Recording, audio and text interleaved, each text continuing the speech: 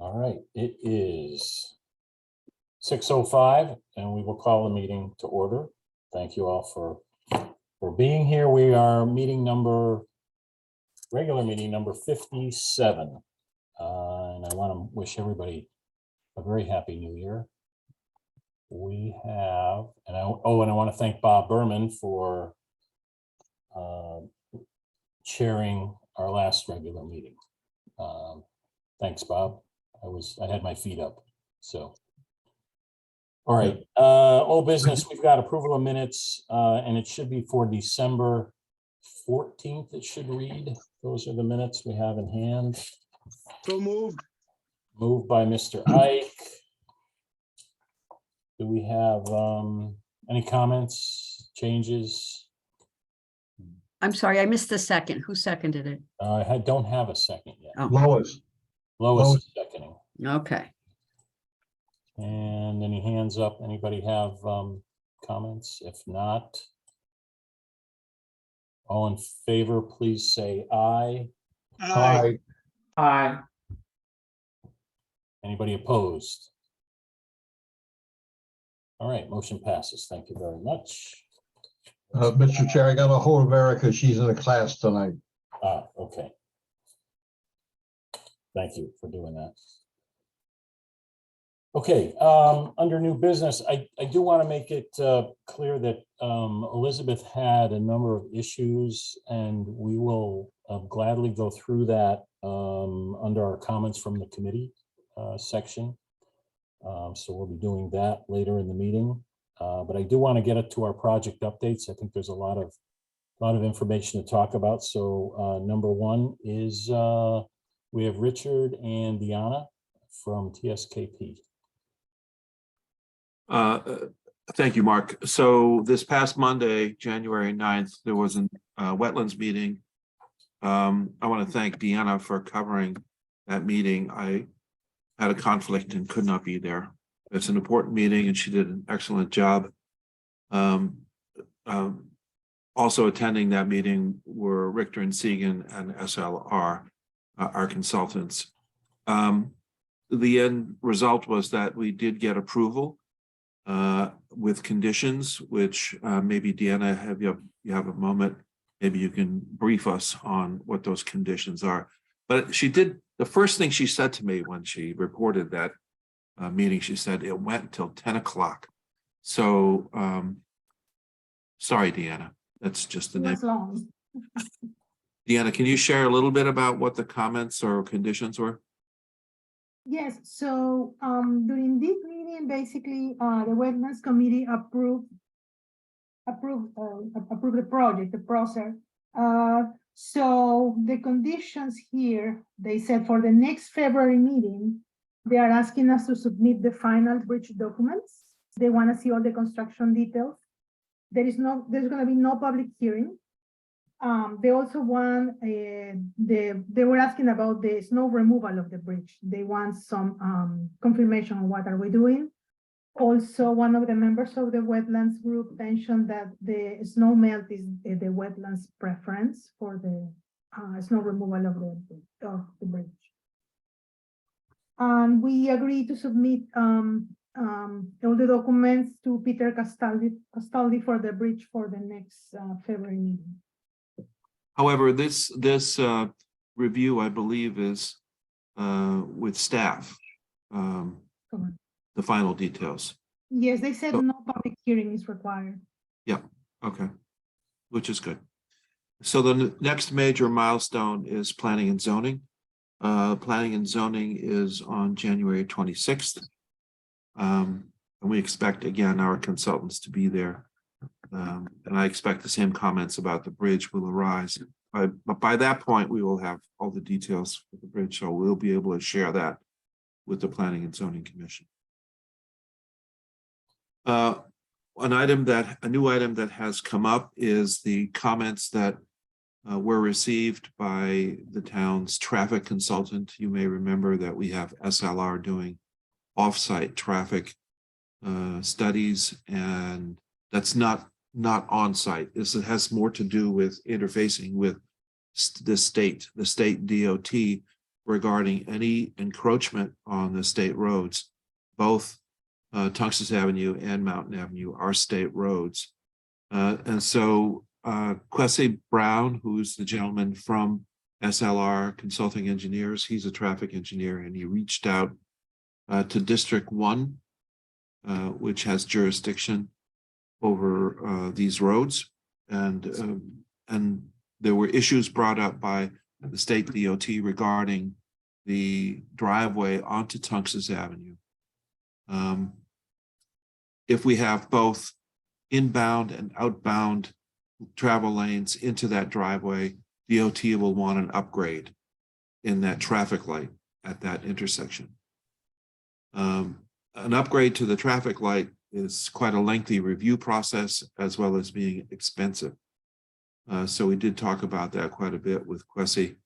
And we suggested that we look at an alternative driveway configuration on Tungus Avenue. We also asked that Kwesi go back to DOT with a complete picture of all of the proposed encroachments on both roads, both Tungus and Mountain Avenue. So very quickly, Richter and Segan, the landscape architect, prepared an alternative driveway configuration. And I don't know, Dina, if you have access to it. I have access to it on my computer here. I'm on my laptop. So I would like to share that with the committee if I can do that. Do you have it available, you said? I think so, yes. Okay.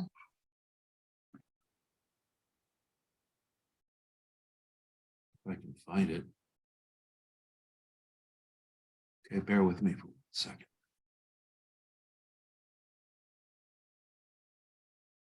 While you're looking, I can comment about the wetlands meeting. Not only did it go very long, it was highly, highly detailed with plant species and, a lot of questions and comments. And so I praise the patience of all our consultants to answer questions and respond to everybody's comments.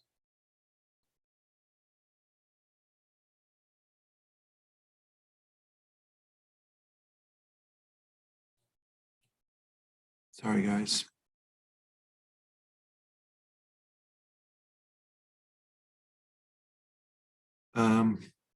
It's taking me some difficulty here. You see.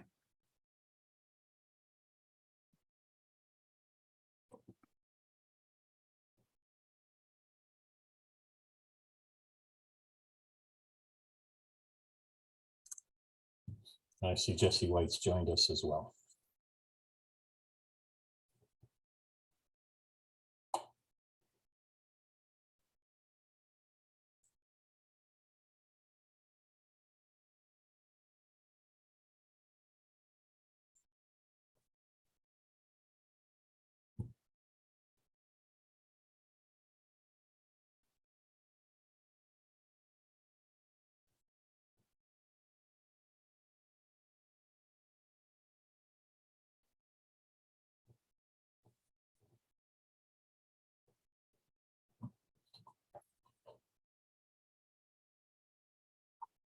Okay, let me see if I can do it now.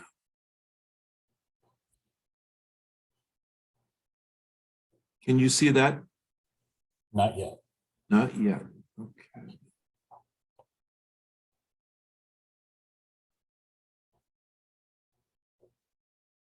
How about now? It's coming up. It's working on it. There we go. Yep, we've got it. Okay, I apologize for that delay. So this is the diagram that Richter and Segan prepared. And we wanted to share this with you because we need some consensus that this is the way to go. And quite frankly, it may be the only way to go in order to avoid any kind of major traffic light improvement here on Tungus Avenue. The traffic light right now is approximately here. And so according to Kwesi Brown, it's less of a problem for the DOT if we have an inbound travel lane only, inbound traffic. So that's what they're proposing here in this proposed revised layout. And then when we talked about that with SLR and with Richter and Segan, they said, well, we really need to talk about where we're going to put the book drop, because there's an opportunity to create a book drop right here. This is just outside the parking garage, if you will. So people could come in here and park here in this no parking hammerhead configuration. They could park here and then reach out and insert into the book drop, which would be located here. And then to exit, they would have to exit out onto Mountain Avenue. Right turn only. Or you could come in, obviously, on Mountain Avenue, which we always were talking about anyway, and they would go through here to get to the parking garage, and then people, after they park, they would back out and go back out Mountain Avenue again. We talked about having a sign out here so that people who are need a handicap space parking or staff only. So this would be, we're suggesting that this be a limited parking only to handicap and staff, so that we should encourage people to use the Riley lumber for patrons. I guess there could be exceptions that you could allow someone who is a senior who has difficulty making this walk. I suppose that could be allowed, but there would be, in this configuration, no exit from this northern driveway from Tunxus Avenue. Comments? Yeah, Richard, can you talk about the book drop? Because we had a book drop located on the site. Correct. We had a book drop located here. But in order to use that book drop, you would need to pull in and then get out of your car and then put the books here. And then continue. We thought at one point you could go right turn only on the exit, but that's going to be prohibited unless we want to consider a traffic light improvement here, which Richard, could you tell us what Quessy said about the cost of that? he expected that would be about $100,000, and it would take considerable review time. It would be, he was estimating, I think, 6 months or more. DOT is very slow to respond. And we asked Scott from Downs to participate in this discussion with Quessy. And of course, Downs's concern is how does that review and approval process fit into their construction schedule? And I said, well, I think you need to anticipate this happening toward the end of the construction period, and that we would get approval by that point. And so Downs would need to budget for potential traffic light improvements for $100,000, roughly. So we would have to do this in parallel at the same time that we're bidding the project and proceeding with getting subcontractors lined up for Downs. We would have to apply for this traffic light improvement. It's a simpler process, according to Quessy, to have right turn only from Tunxus Avenue. And isn't that what we had before, a right turn only in? I mean, it was an exit as well, but was it limited to just the right turn in before? Yes, it was limited to right turn in. In fact, we had a driveway that was split. It was in a Y configuration. It was more parallel along the property line, and then as it started to come toward Tunxus Avenue, it split. The upper split was a right turn in only, and the lower part of the Y was right turn only as an exit. So in this configuration, we're eliminating the exit. We only have a right turn. Okay, we have a few hands up. Bob Berman is first. Thank you, Mr. Chair. Yeah, I concur. I would go with a right turn in only, but what would be involved in having a no left turn sign put on the traffic light that's there? Would that be an issue also? Oh, so Richter and Segan are recommending that the geometry of this drive would discourage left and only, and probably a sign, Bob, does make sense. No entrance Right. from here. I believe we had that. I mean, as part of the previous plan, when it was, there was a no left turn sign. That's correct. There was. But was it on the light? Well, I don't know where the sign was going. Yeah. That would be up to DOT, but Yeah, because that's the only way people coming down from Bloomfield Avenue crossing onto Tufts are gonna really see it.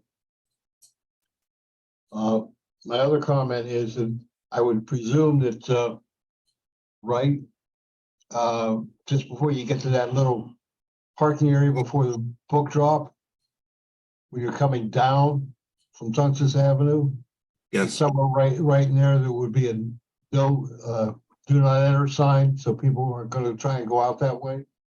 Yes, and so here's a note about one-way do not. Oh, that's where, okay, yep, That's where that would be. So people, Yep. it'd probably be on both sides. yep, okay, Who come out would see the sign and prohibited. Yeah.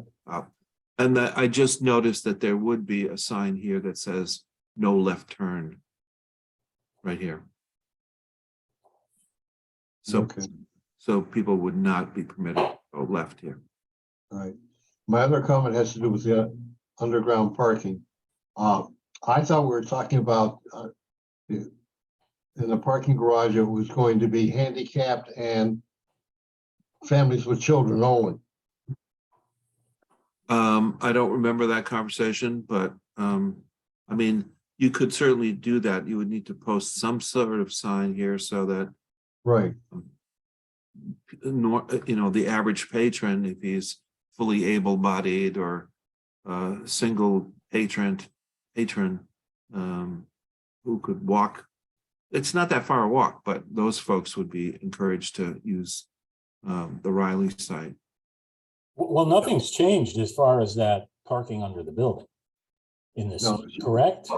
well, he was saying staff and handicap parking, and I thought we weren't gonna have staff parking there. We wanted to save that for children with families. Well, you know, I mean, that's an operational issue, and I would defer to our, you know, our library director and Okay, and the library on that, but I think architecturally and then the number of spaces, handicap accessibility, that's all Right. the same, right, Richard?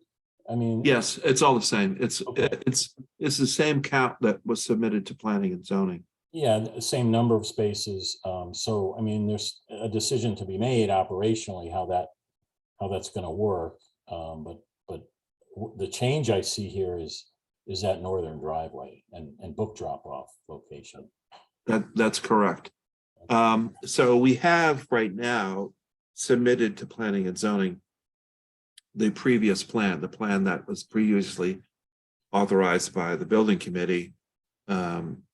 We did have conversations with Jonathan TC, as well as with the director of planning, who thought that this is not a significant amendment to the planning and zoning plans that have already been submitted. This might even be handled as an administrative approval by staff, by planning staff, and would not require going back to a public hearing.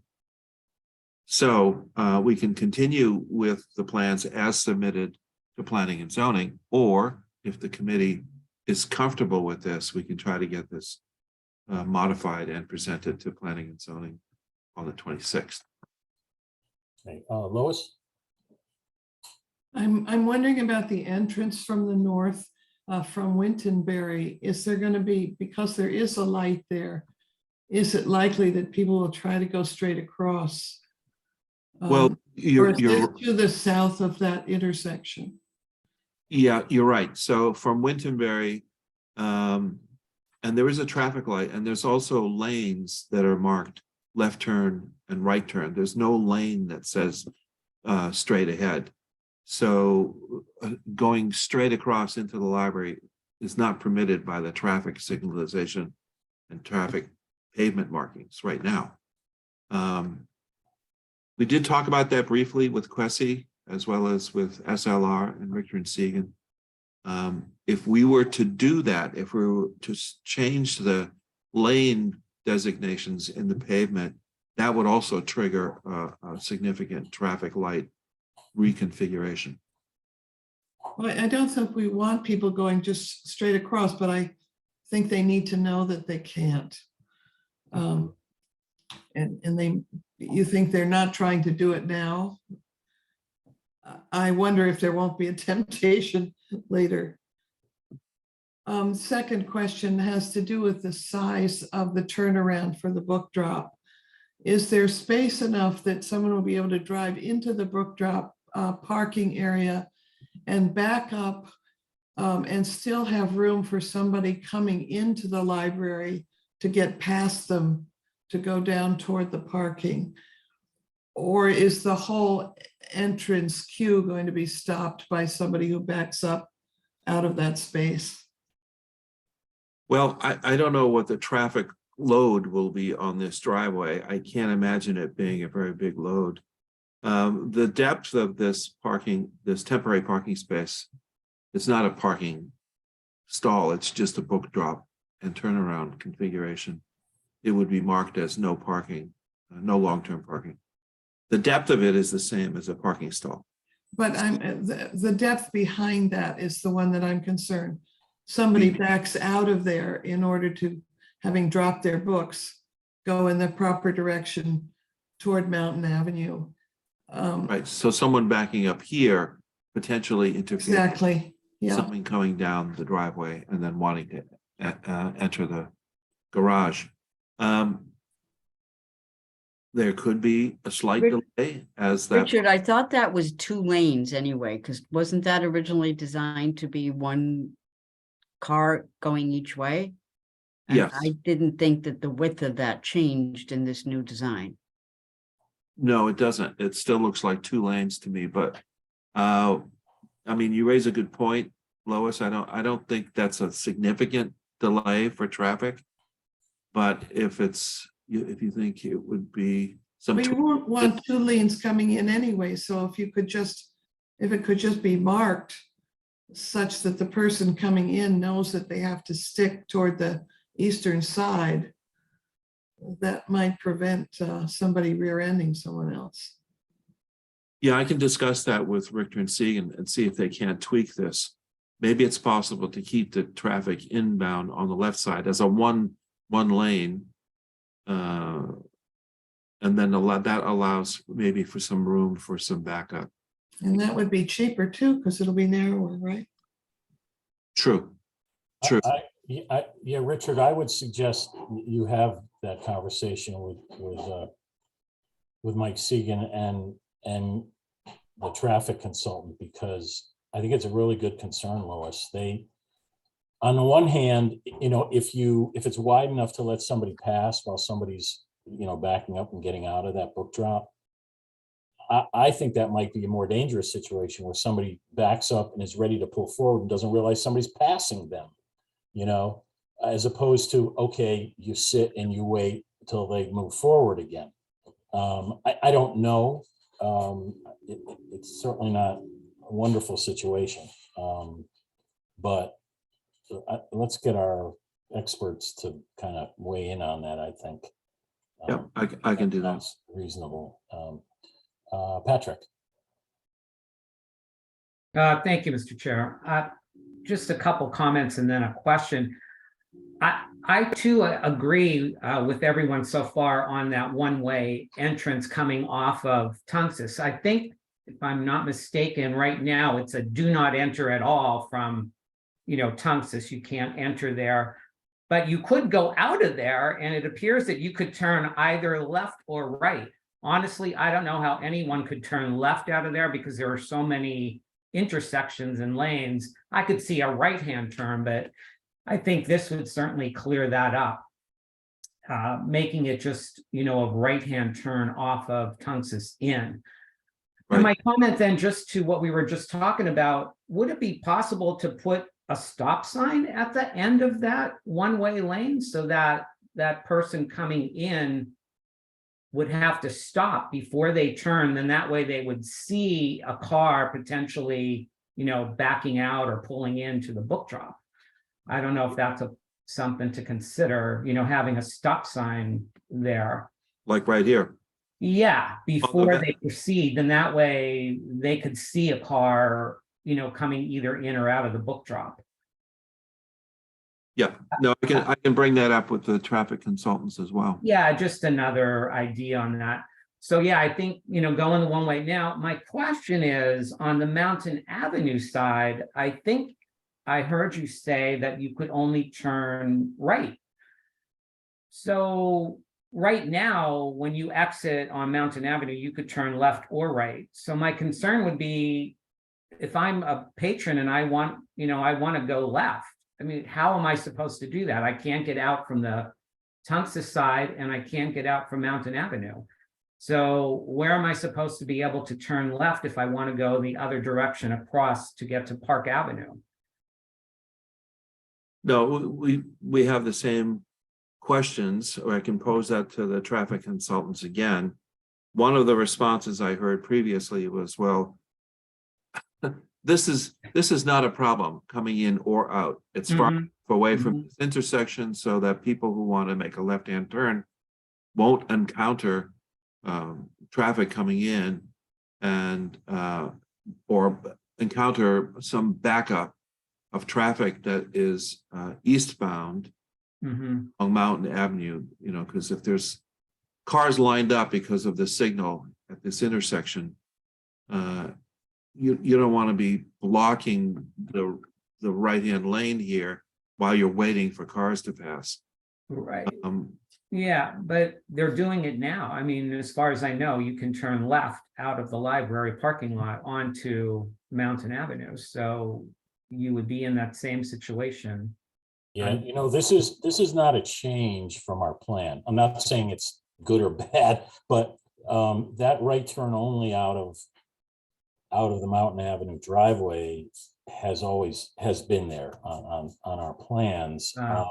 And I guess, I mean, the thinking was that there's going to be far less traffic coming out of there, far fewer patrons than there are now, just by virtue of the majority of parking being over on the Riley lot. So that, I guess we've been living with it in that regard. I know you come out of there now and want to turn left, and it's very difficult. Mhm. And it is a traffic problem. So again, it's something we've had on paper for a long time. Yeah. So for those limited number of patrons using the parking spaces under the building, their choice really is to turn right and then either go into the Riley lot or Mhm. some other lot. Yeah, there's also that traffic light down by the Ocean State Job Lot. So technically, I guess, you could potentially pull in there and do a U-turn and come back out at the light. Yes. Yes. So I mean, there are other ways, but I guess it just seems like once you get in there, you can't turn left, like you're stuck, Yeah. I also discussed this with the town engineer, and he reminded me that this is a new curb cut.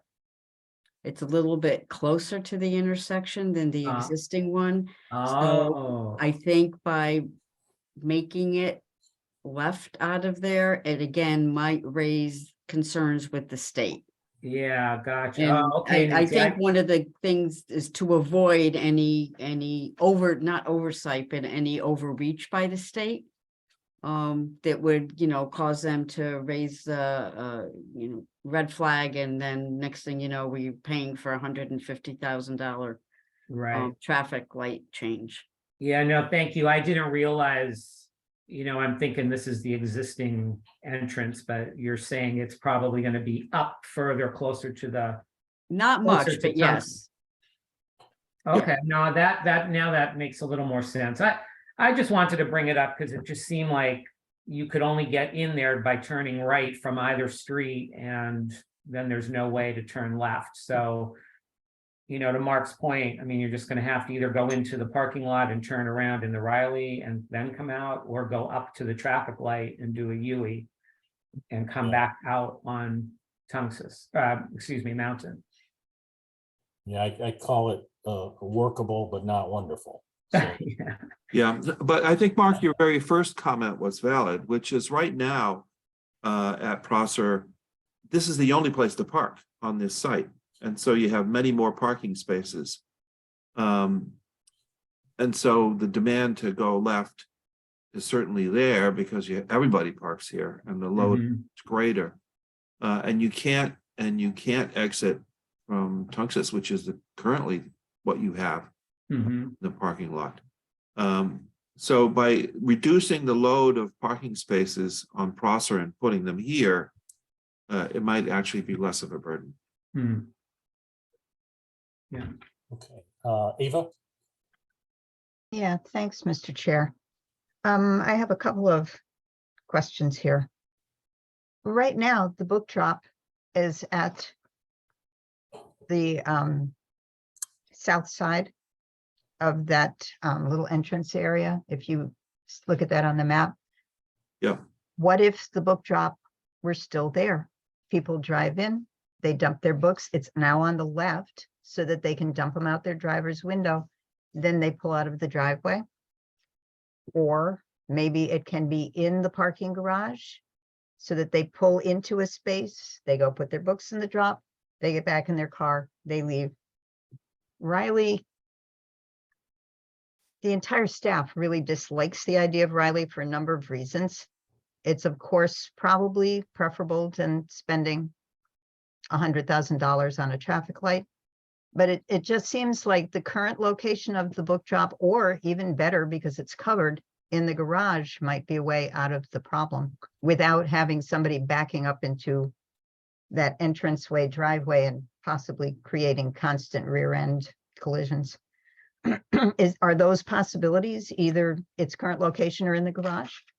Yes, we did talk about that, and that's one of the reasons we wanted to bring this site diagram to kind of talk through all of these things. The book drop-off could certainly be put in the garage, and the way that would work is we'd have to dedicate one of these spaces to book drop only. And so a patron would pull in and then park, actually, or just park temporarily and then just go right across the driveway to put the book drop in. And then they would, if there were spaces available in the garage, they would pull in and then drive out. Or this would be a hammerhead out here anyway, as someone who entered here and saw that there were no parking spaces, they need to turn around. They would exit the garage, do the hammerhead, turn around, and back up. I mean, is it, Ava, do you think we have to have a book drop that can be used by the driver without getting out of the car? Or is it acceptable to have a book drop where everybody parks, gets out of the car undercover in the garage and drops off their book? What's your feeling about that? I think inside the garage is definitely preferable. I just know that the book drop is there, so both of those possibilities occurred. Inside the garage, of course, means that you have a roof, so it's better for the materials being dropped off.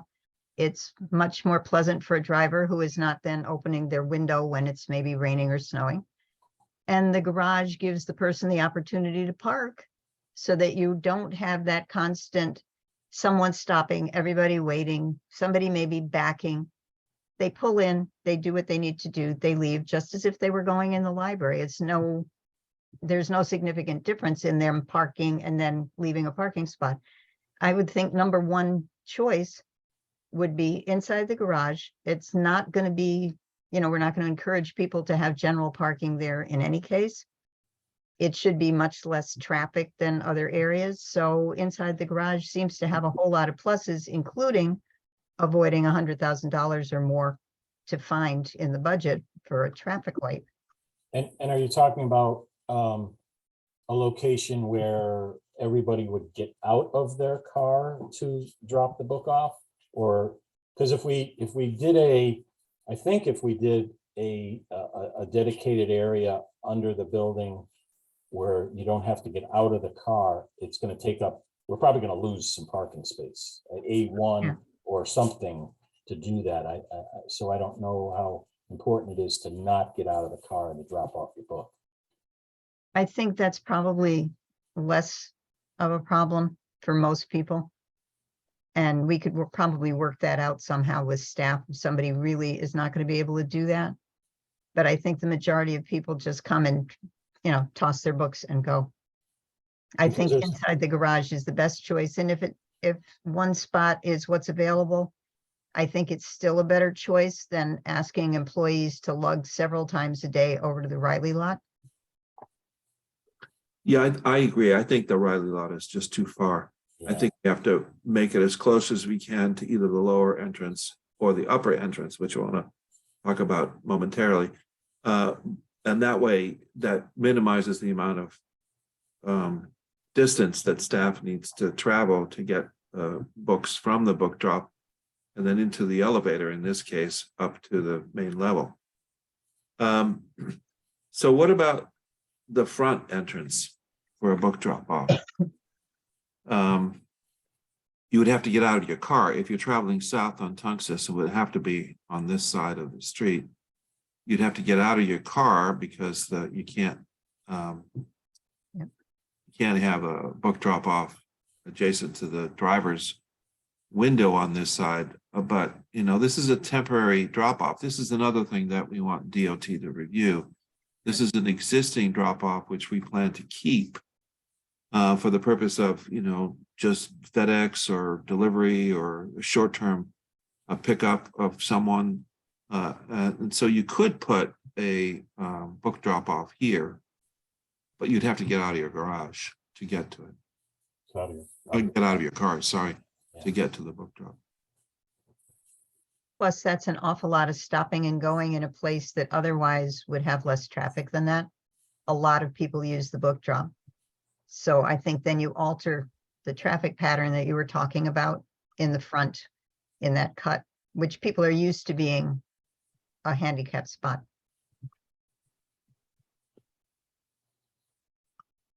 So is that no, not a good location there? I think it might still be better than Riley, but I still think the optimum spot would be in the garage. Okay. Because I think just a practical matter that the garage is the best choice. Okay, and because in addition to the garage, you could have that hammerhead, to the north side. I don't know if 2 makes sense or not. Comments on that?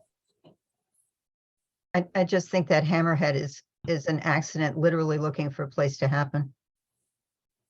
I All right, think the so- hammerhead has to be there regardless, so that people that come in off of Mountain Avenue have a place to turn around, because there's no other way to exit. And it was safer there's than no pulling parking into a space. spot under. That's the correct. garage. That's correct. So is it possible maybe to locate a book drop off on this side of the garage somewhere? We'll have to find an appropriate place, maybe here in that location, so that people who will get used to the idea, you come in off of Tungus, you just pull up to this, you can toss your return material right out of the passenger side and then continue out this way. Well, that could work very well. Then you kind of get the best of both in the garage and accessible by the driver. I'm going to ask Deanna, because it may make sense to have it right here. So if you're pulling in, you come up to a place where there's a book drop. It's immediately adjacent to the entrance for staff to bring it up to the elevator. And you have enough space behind the person stopping at the book drop so that you're not suddenly encountered by another person coming down. So this might be the best location in this area. Deanna, what do you think? We have some space there, that one of these hatches near the door. Here. Yeah, right there. We have a space where we can place an outdoor book drop. Yeah.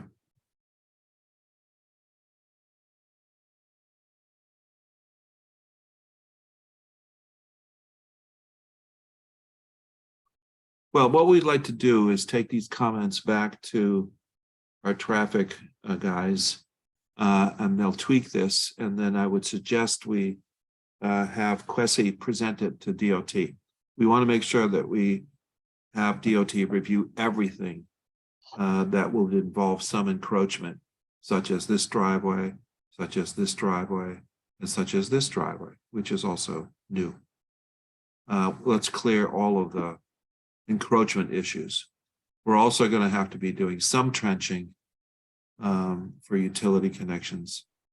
And I'm not sure exactly where all the trenching is, but we want to make sure that DOT sees all of these things and make that part of their encroachment permit application.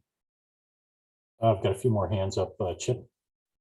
Yeah, I was just thinking on the book drop, if you, the spot that just north of that lobby is what I was thinking, and could you put it in the wall of that library storage room?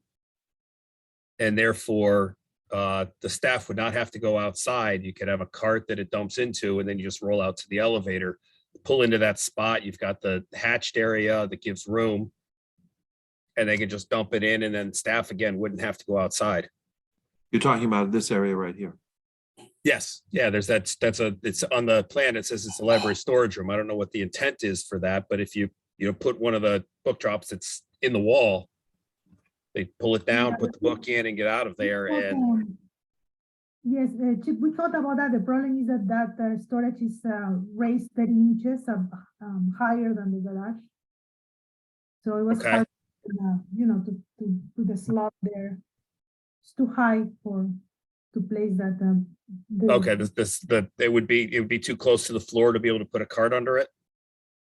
The opening for the book drop will be too high, so people wouldn't be able to access, because it will be 30 inches plus, let's say 30 more inches for the opening of the book drop. Okay, The opening will be around 60 inches above the garage floor.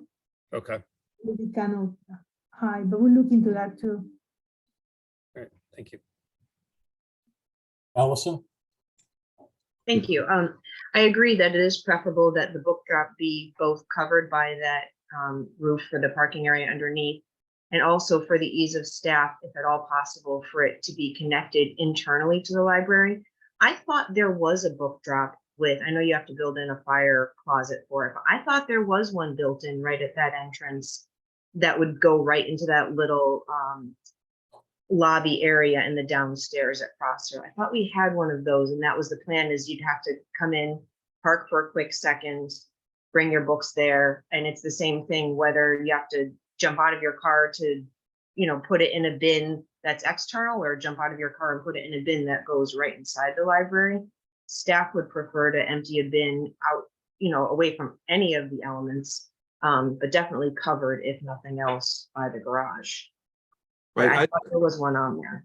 I thank you, Allison. I don't remember one being in the lower level directly into the building. I do remember one up on the main level, right off of the porch. I remember there being both. Okay. Earlier drawings. Yes, we had one in the lower level at some point during the schematics, but we found out that the issue of the difference of the levels, it was hard to find a place for the book drop, because if we place the opening too high, we cannot meet accessibility. We need to have this opening of the book maximum, I think, is 48 inches above the garage level. So we were not able to do that because our lobby is higher.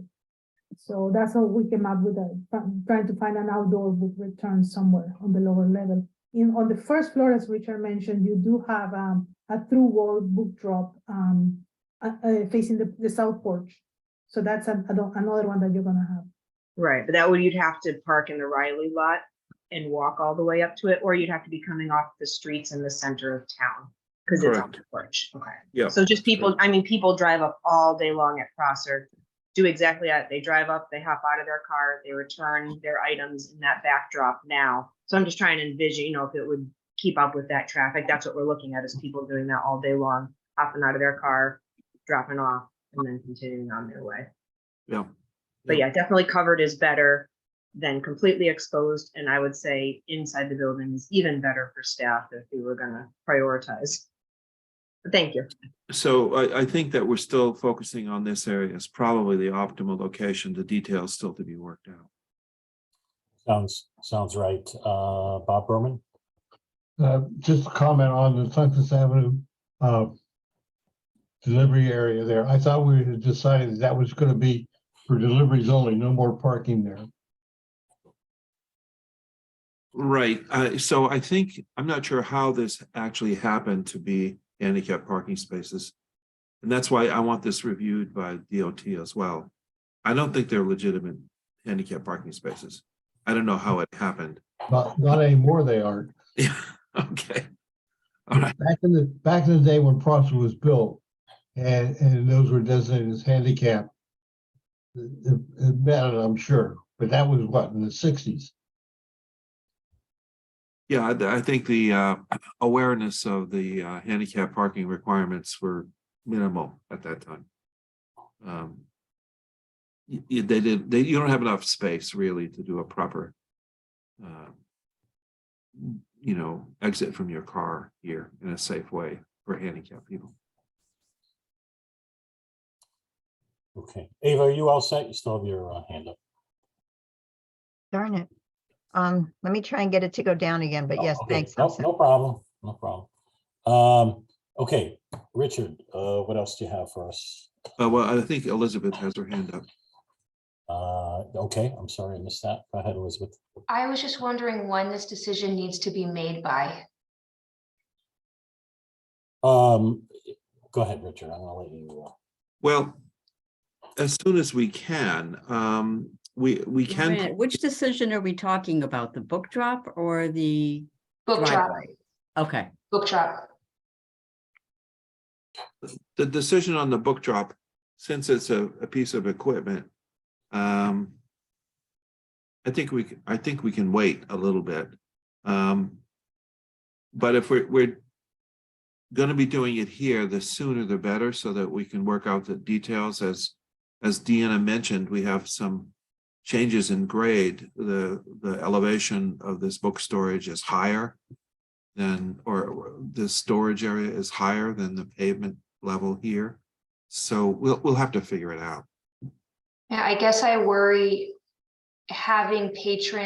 encouraging more patrons to use the underground area just because of, how busy it will be.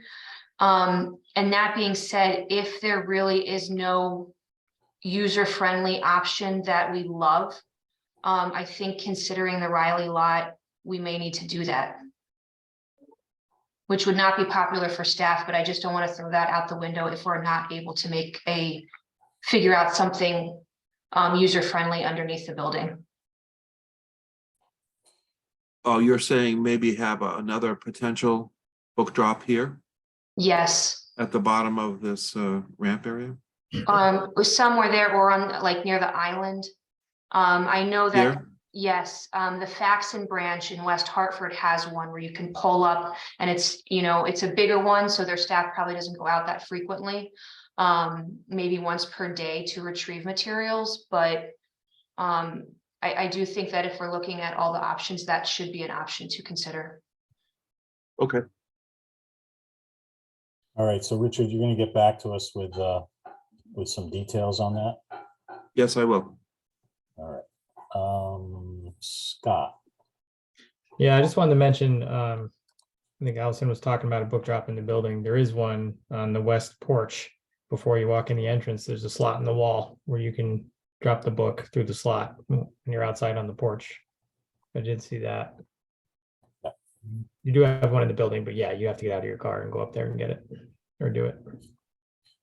All right. But with regards to the one-way in off of Tungus, anybody have any objections to moving forward with that? No, I think, Mr. Chairman, I think that's a very good idea, and I think you need to make sure that the entrance is very definitive, that the only way in is actually from coming down Tungus toward Mountain. I have, necessary, a divider or a block of some kind, so you really have to make that right turn. So, Right. As This, as Lowe's point out, so nobody can shoot across from Wittenberg. yeah, so this was the schematic concept that was prepared by Richter and Seegan, just so we can have something quickly prepared to share with the committee as well as discuss with the traffic consultants. But now the task will be, if there's consensus of the committee that this is the best way to go off of Tungus Avenue, the next step would be to ask our traffic engineers to work out all the details, like the geometry of this that makes it clear to drivers that this is not an entrance other than from Tungus Avenue inbound only. That's their job, and including putting signage up and changing lanes or markings on pavement, which we'd like to avoid, especially the markings over here, because that would trigger another traffic light intersection. So I'm going to leave those kinds of refinements to our traffic engineers. Lois?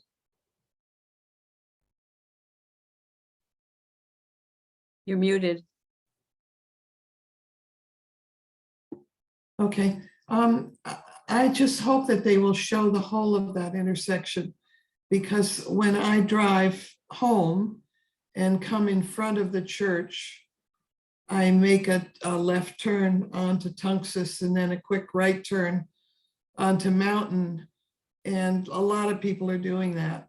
And I can just imagine my impulse would be to make the quick left turn and then an even quicker right turn into the library. So we can see the whole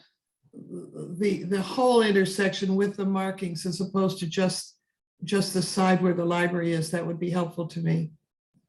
That's a good point, Lois. And we had talked with both Richter and Seegan and SLR about actually superimposing this diagram on an aerial photo so that everybody can understand those markings that you're talking about and get Thank you. a bigger context.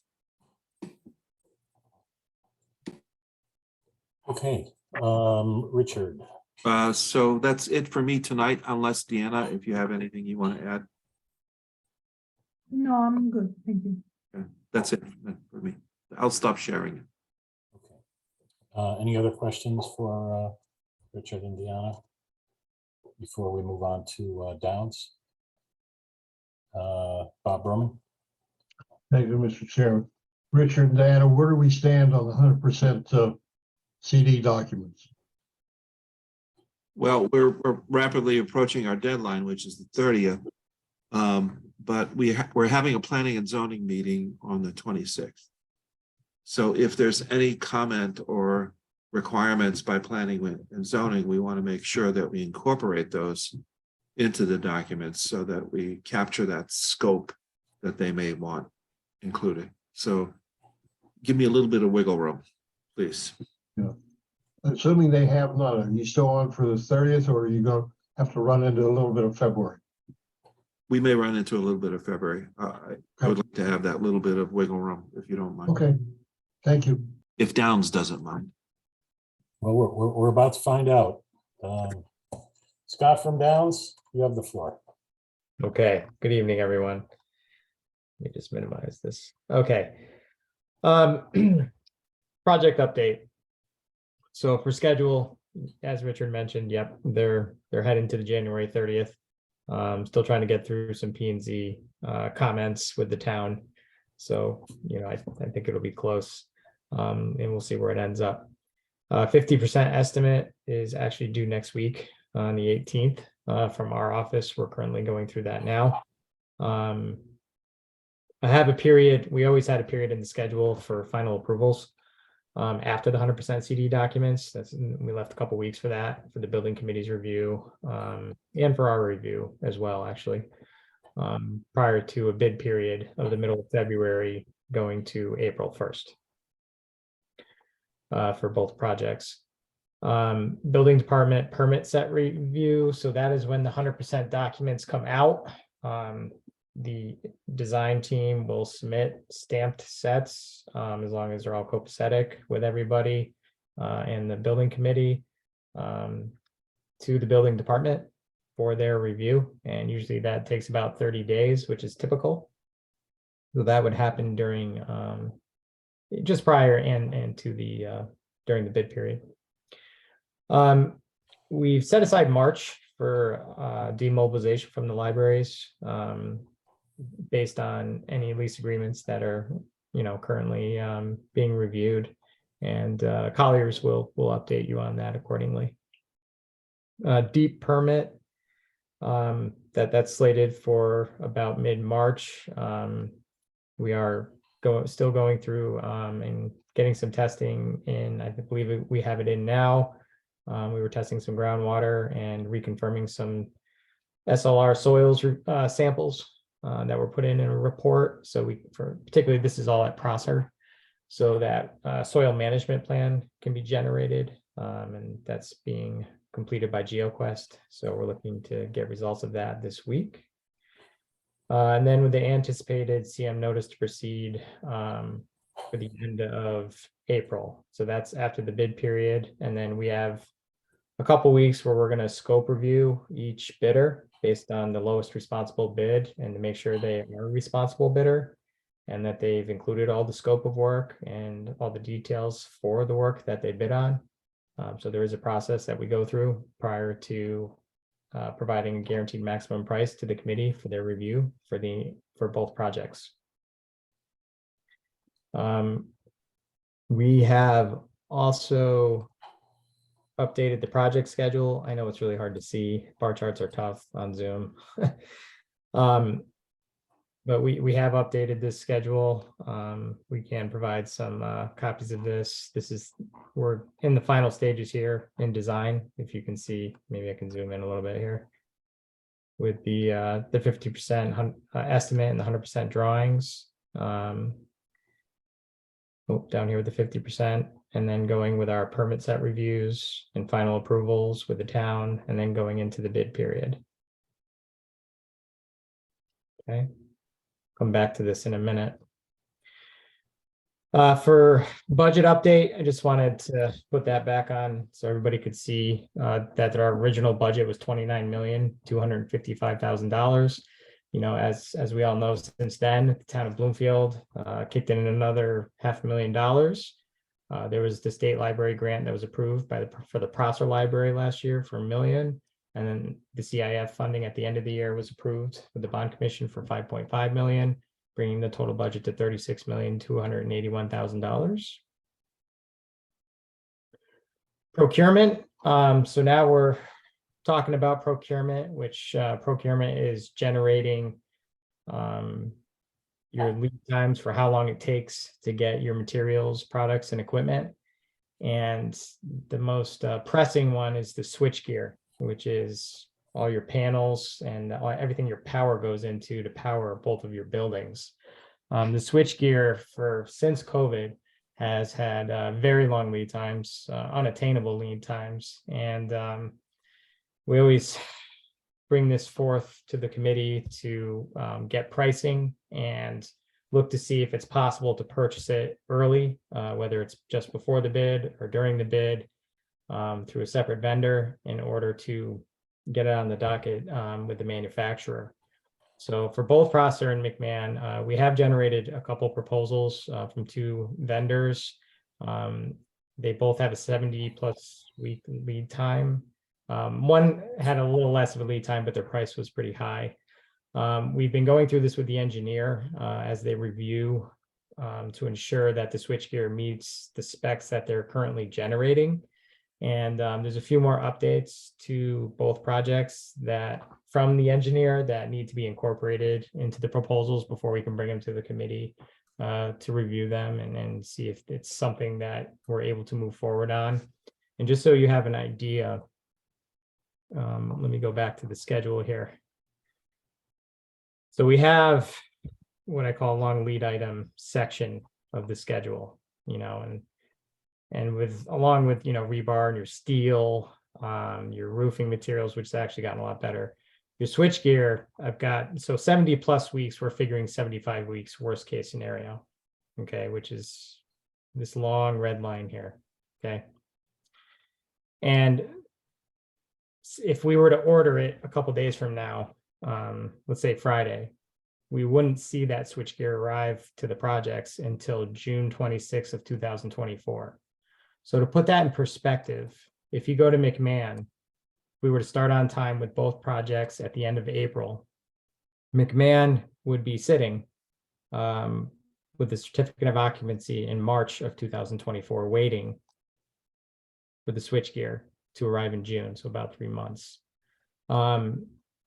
We have been reviewing options with using the existing switchgear in the building to pretty much carry over the project until the new gear arrives, which would still create an interruption in services to the building.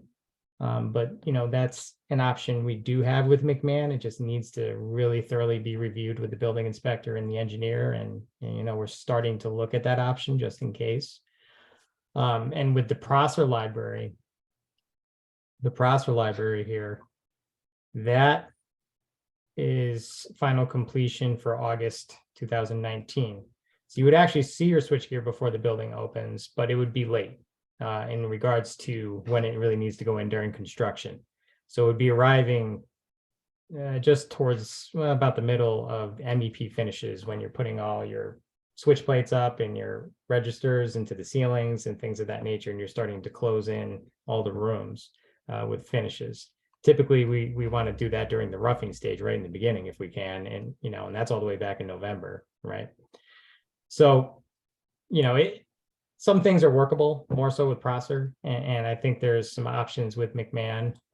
We just have to weigh that out with the engineer and the building department to see where they stand on using existing switchgear.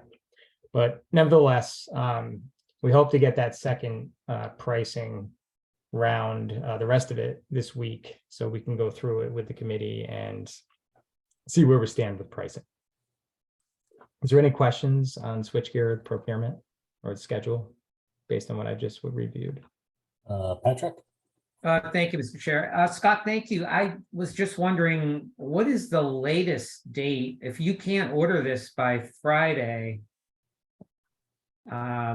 what is the latest that you would be able to order it in order to still meet those dates that you just showed, which is great? Well, with McMahon, Patrick, you'll never meet the date. No, you won't meet it. The building will be done. Yeah, the building will be done. Do we have another month? Sure. For Prosser, yes, we do. Will it push the schedule out a little more on Prosser? Yes, because it's going to take a couple of weeks to get that thing installed and all hooked up to the building and to multiple panels that are brand new. Putting in switchgear is a lot of work. Mhm. McMahon, you're just delaying the inevitable of waiting for the gear. So now you're going 4 months instead of waiting 3 months. Like I said, there is an option there. It's just the switchgear is very old in McMahon, and it's something that you really have to look at closely, because you don't want anything going wrong with the switchgear or being unsafe. It's got to be done the right way, and there's a lot that goes into reviewing that process. Scott, do Okay. you think by the next meeting, you'd have something for the building committee to review and approve? For sure. Okay.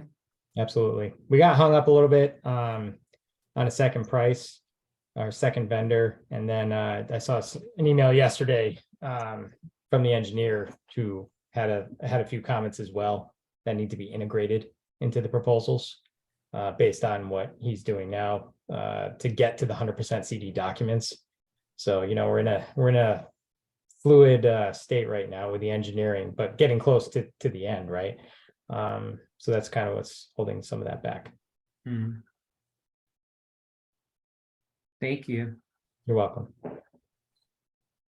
Okay. Why don't you keep going and then we'll get back to you for more questions. Yeah, that's fine. The last item I had was subcontractor outreach. So we spoke with the library staff, Elizabeth, last week, and we had an approval to be able to hold a outreach for subcontractors at the Prosser Library on January 25th at 4:30 p.m. So we're going to have DH Bolton there with us, and emails have already gone out to and minority business enterprises and to we're working with the unions to reach out to their labor, and they have apprenticeship programs that they want to talk about. So it's an outreach that we're excited about, and that we have a flyer already out there to the trades, making them aware, and as well as trades, Hartford County area and the Bloomfield as well. And project labor agreement, as I mentioned, that's currently being drafted, and we're working with the union diligently on that. And that's my update, Mark. All right, hands, I see Nancy. Yeah, Scott, could you send me the flyer? I'd like to post it on the town's front page of the website. Yeah, Thanks. Yep. I can do that. Take a note. I don't see any other hands. All right, thank you, Scott. You're welcome. Thank you. All right, let's go on to Chip from Colliers with your update. Thank you, Mr. Chair. Good evening, everybody. Wanted to talk about swing space primarily. I'm going to share my screen.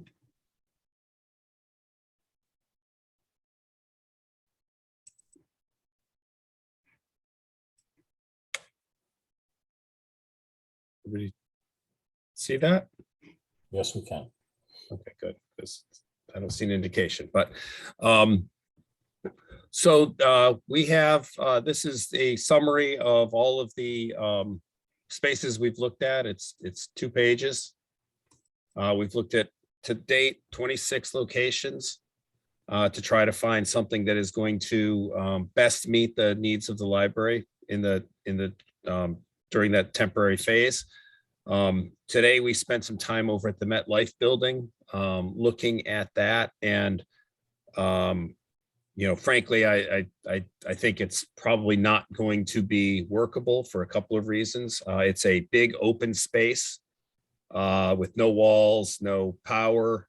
The HVAC units on the rooftop are 44 years old. The 2 over the area we were looking at are not running currently. And it's unclear what, you know, without major investigation, what would take to get those running. Bathrooms need to be renovated, or need to be modified for ADA. You know, again, there's no walls, there's no power. There's going to need to be separation of the area, upgrades to the fire alarm system, upgrades to sprinkler systems, just, I mean, everything. And I just don't see that being done for, you know, less than $500,000 in reality. I mean, that's only $50 a square foot, which is, you know, goes very quickly. Another space that we were looking at is 125 Old Iron Ore Road. They just, the owner just received a 5-year request for a lease from somebody else. So they're pursuing that at this point. So that looks like that's off the table unless something falls through. And the other open one right now is 9 Britton Drive, where I know that there's a group that's going to take a look at that with the fire marshal and building official tomorrow to get a sense as to how what some of the issues with that building might be. The other issue with the MetLife area is that with it being completely open, there will need to be design. There's going to need to be contractors that come in and do that work. That you know, the amount of work there is beyond the capacity of the town DPW. So you know, you're talking, you know, 4 to 6 months probably when all's said and done between design, bidding, approvals, and then construction. So that just becomes an issue. But you know, as you know, you see that the time frame has moved to March from what was originally, you know, middle of January. So you know, we are continuing to you know, look for spaces, identify new areas. There's actually another space over at MetLife that could be a possibility. We're trying to work out looking at that, because we do want to make sure that where we end up, you know, is the best possible, the best available space for the library to use. questions for Chip. I see Bob Berman. It's not a question. I want to add some to it. Late this afternoon, I was able to get out of the realtor for the MetLife buildings. And I've set up an appointment for Friday morning at 9 o'clock for whoever wants to join me to see what space is available in the other part of the building. The space that Chip looked at is a possibility when he was there this morning, may or may not be available because half the warehouse space has been leased already. And I don't know what space that is, and I don't know what space is still available. That we'll find out 9 o'clock Friday morning. So anybody on the building committee wants to join us, it's more than welcome to. Elizabeth, if you can make it, it would help because we still need to be able to provide options as to where the swing space is going to be. Now that we know we have a little bit more time to move the libraries into them, that helps a little, but we're still looking at that also. And yes, I set up to have the fire marshal and the building inspector take a look at 9 Britton Drive tomorrow afternoon. I just want to make sure that whatever needs to be done there, we know about it. And if they're comfortable with what they see there in terms of the building itself, and for instance, the bathrooms, make sure that they agree they're ADA compliant, and that we don't have anything come up and we're going to create an issue with being able to possibly being able to use 9 Britton Drive. So that's where that stuff stands. I just wanted to add that in. Thank you. Right. And actually, I'd like to add one more thing is that, right now we've got the McMahon and the Prosser schedules are starting simultaneously and finishing at different times. One of the suggestions that we're looking into and wanted to get that on people's minds is what happens if we stagger the start, bid them together, stagger the start and finish at the same time, so that possibly McMahon can be used for a period of time to prolong the need, the start of swing space. So stay in McMahon, run the building, the library operations out of there as swing space for Prosser, and then move in, a couple of months later when construction would need to start in order to finish at the same time as Prosser. It also then might help with some of the electrical switchgear issues. So that's something we're kind of initial thoughts on is what impact that would have. Yeah, Bob, I just want to clarify, you're talking about Friday is in another space at MetLife, not the one that you described as, all those details, those horrible details. I think it's other space. I don't know. Because I don't know what's leased, and I won't know that till Friday morning. Chip, that's a different space you're talking about at MetLife? Possibly? Yes, it's a different space in the same building. Okay. Yeah. Elizabeth? Thank you, Chair. The first thing I want to say is how difficult it is to respond hearing this now instead of being able to communicate with Chip ahead of time so that I can fully digest this and talk about it with BPL leadership and the library board. That being said, Chip, the recommendation about delaying the start time for McMahon Wittenberry, that is absolutely something that we would love to consider. Being able to stay in McMahon longer would benefit our entire community. I also wanted to ask about the swing space document, if we could add a column that addresses storage. So if we could include storage in the swing spaces that, I know the MetLife building, that was like a definite, we could put, almost all of our storage in there. Yeah, that's a very good idea. Right, yeah, because that would save money on the move and storage costs to be able to store there. It would give you better access to things. So that is a benefit of being in that space. And I think that the Britton Drive also has some of those same opportunities. Okay, and then the last question you know, all of these spaces are, it sounds like they're gonna need time to be brought up to code or usability. What is the best case scenario in terms of like how short that time span would be? Like, are we talking like it would take 4 weeks or? It depends. I mean, you know, the open space that I saw today is probably 3 to 4 months after design. Mhm. You know, some of the other ones we've looked at, you know, we've been kind of planning on 4 weeks, and, you know, that may be reasonable. So it really depends on the amount of work that's going to be needed. That original space in Wittenbury Mall was almost move in, and from a work standpoint would just have been a couple of weeks. So it depends on how much work needs to happen. Okay. And you know, the MetLife building, to us, that seemed so great because of the location, because it was a beautiful space for our public, because of the bus lines. So it is, you know, we could see the writing on the wall, but you know, I am disappointed. So are you pretty much saying that it's a no? Or there's still The specific space that we all looked at, Mhm. I don't see that as possibility. I would not recommend using that. Again, we don't have the budget for it, and we don't have the time for it. You know, again, if we can delay the start of McMahon, that by some, but not enough to do what we want. And again, those costs are just going to increase for that space by the time you get through, you know, all of the design and everything else.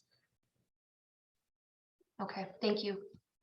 Elizabeth, can you elaborate on your first comment that you made about something about hearing this now? What kind of, you know, what kind of input are you looking for here other than? I mean, happening? even if we would have found out, you know, a couple hours ago about the MetLife space and the iron ore, we went into this meeting thinking that there were 3 options. And so just, it's very hard to pivot so much right on the fly like that. So, you know, it would be great if Chip could have called us and let us know. So yeah, I guess just more open communication between Chip and myself would be quite helpful. And I know that I let the library building committee know that we went to tour Westport, and when we went to Westport, the staff told us that the person that was the equivalent to Chip, they spoke to almost every day. We never speak to Chip. It's always translated to us through Bob. And I just think that maybe direct communication would work wonders for us. Well, I can say that we do owe Chip some time to find out whether these places are viable or not. You know, rather than have you visit every single one and then find out they're not viable. On the other hand, I can assure you Chip will be in contact with you every day when we're under construction. So I'm really imagining that's what's happened in other towns. I don't know that for a fact, but you know, we're in an in-between phase right here, right now. You know, a couple hours here or there and finding out this information, to me, we need you to pivot. We need you to absorb this information. We're all in the same boat. We hear something, we have to react. And so, you know, I'm really hoping you can do that. It's really important. You're our very important person here to be able to understand what's going on with these things. And so that's why we have these meetings, you know, so that we can learn things and comment and respond. So, you know, I hope that, you know, a matter of a couple hours should not matter. You're right, That's- and if we were communicating more effectively, I wouldn't have to make this request in the first place. Well, I just don't see And, it as and a, we've been pivoting this entire time, and I know that when we talk to other libraries, they cannot believe we do not know our swing space yet. We were originally supposed to be out of our buildings in September.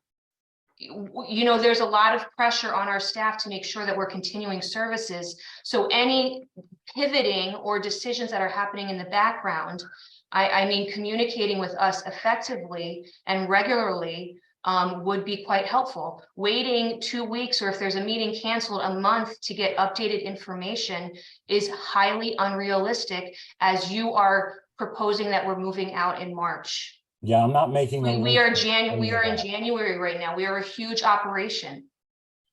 Elizabeth, I understand that. We all wish we had swing space behind us at this point. But there are a lot of things that are not in our control. We all thought the mall was going to come through. All we needed to do was negotiate a contract. It's dead. So, the fact that we don't have swing space, I can't put the blame on anybody. I can't put it on a communication failure. I can't put it on anything that anybody failed to do here. So I think that's a really unfair statement to compare other places saying, I can't believe you don't have swing space. We're all disappointed about that. We need all the help we can get in this. We need you to respond quickly to information that does come to you when it comes to you. And we're relying on Chip to get it to you. I get it. You need to know, but we need, the sooner we can get information back on whether a space is going to be okay with you after it's been vetted, then the sooner we can know we can get into it. Bob, you have your hand up. Thank you, Mr. Chairman. I have no idea what the other space at the MetLife building is available. I don't even know what it looks like, Elizabeth. But to answer your concern about knowing in advance, I was only able to arrange that about 4 o'clock this afternoon. And then I notified a couple people. Tried to notify Public Works. I wanted to let Chip know. I wanted to let Mark know. And by then it was after 5 o'clock. So we're meeting at 6. There's a difference? I'm not sure there's a difference. The other thing is that you need to remember and recognize that the charges from the mayor to the building committee are what we have to live by and govern. We are trying, and I especially am trying to make sure everything I know of, you're in the loop on. A lot of these places I didn't even talk to you about when I looked at them because they weren't even feasible, weren't even going to be possible. Only because we are really coming under the gun. Am I asking you to come look at something that I have no clue what it looks like? I have no clue if it's open. I don't know anything about it. But I think that's important that you do that. And you're concerned about now, all of a sudden, you're talking about moving out in March. No hard to tell you that. We don't know that until tonight, until we saw this stuff from Scott. So you're finding out as we're finding out. And I'm going to guess that the schedule that Scott shared with us maybe was available yesterday, probably not until this morning. I'm not going to ask him because I don't think it's germane when it was available. But it came to us all at the same time. You are only one member of this whole committee. And you need to keep that in mind too. Thank you. Ava?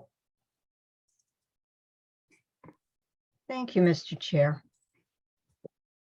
We keep talking about the charge. Let me read a sentence from the charge here.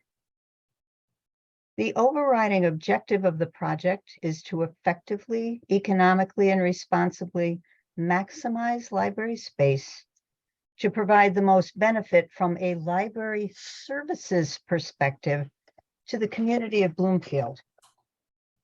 That is our specific charge. Elizabeth does not make decisions in a vacuum. There are a number of reasons for that, but an imposing one in this particular situation is that she needs to consult with a range of people in her library staff, particularly her assistants. To do that takes time. I know that it may sound to someone on the outside as if a couple of hours is really not a big difference. It is. That couple of hours would have given Elizabeth the opportunity to conference with Allison and with Chris. It would have given them time to quickly consult with staff. In the same way that we're here quickly texting to discuss a book drop, which is a very small matter comparatively, that took us a couple of minutes to try and figure out which is the best for the people using the library, which would be the best for traffic, which is the best for staff. And that's a small decision. To have the same time frame for something like this is something that is not unrealistic for Elizabeth to ask, be as infrequent as possible. That Elizabeth has not been able to talk to Chip regularly.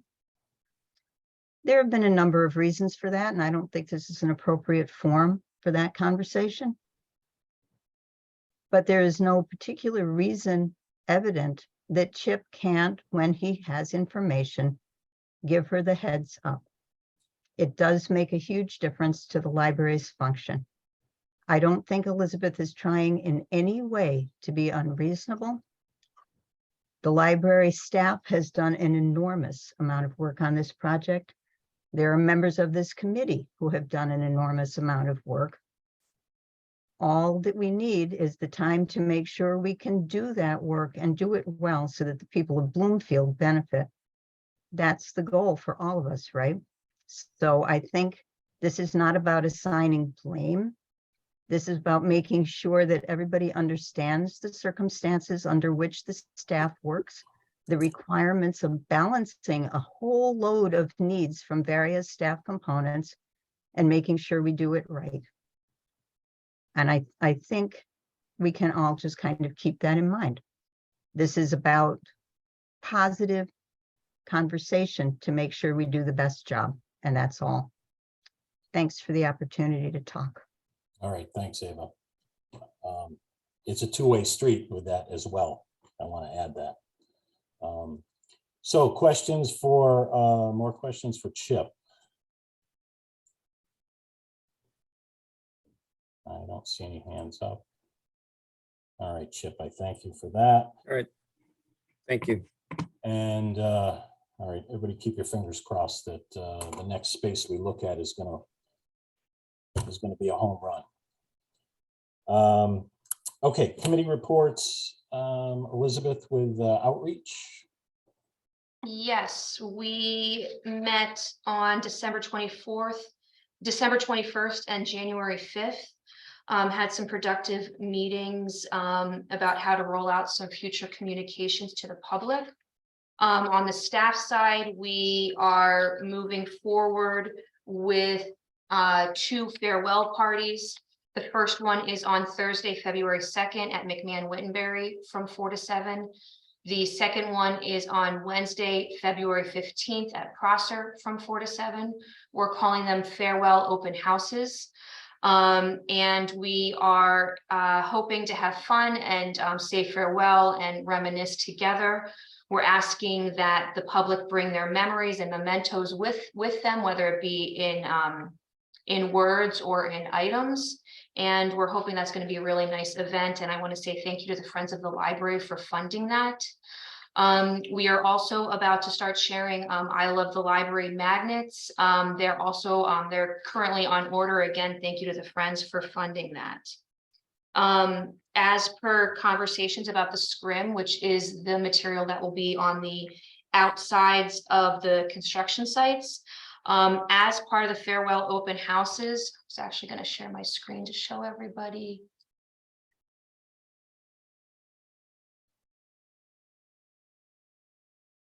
We are going to be sharing this with the preschools and daycares, inviting the public to bring drawings to the open houses that we hope we can source some images for to put on the scrim and to use in other communications.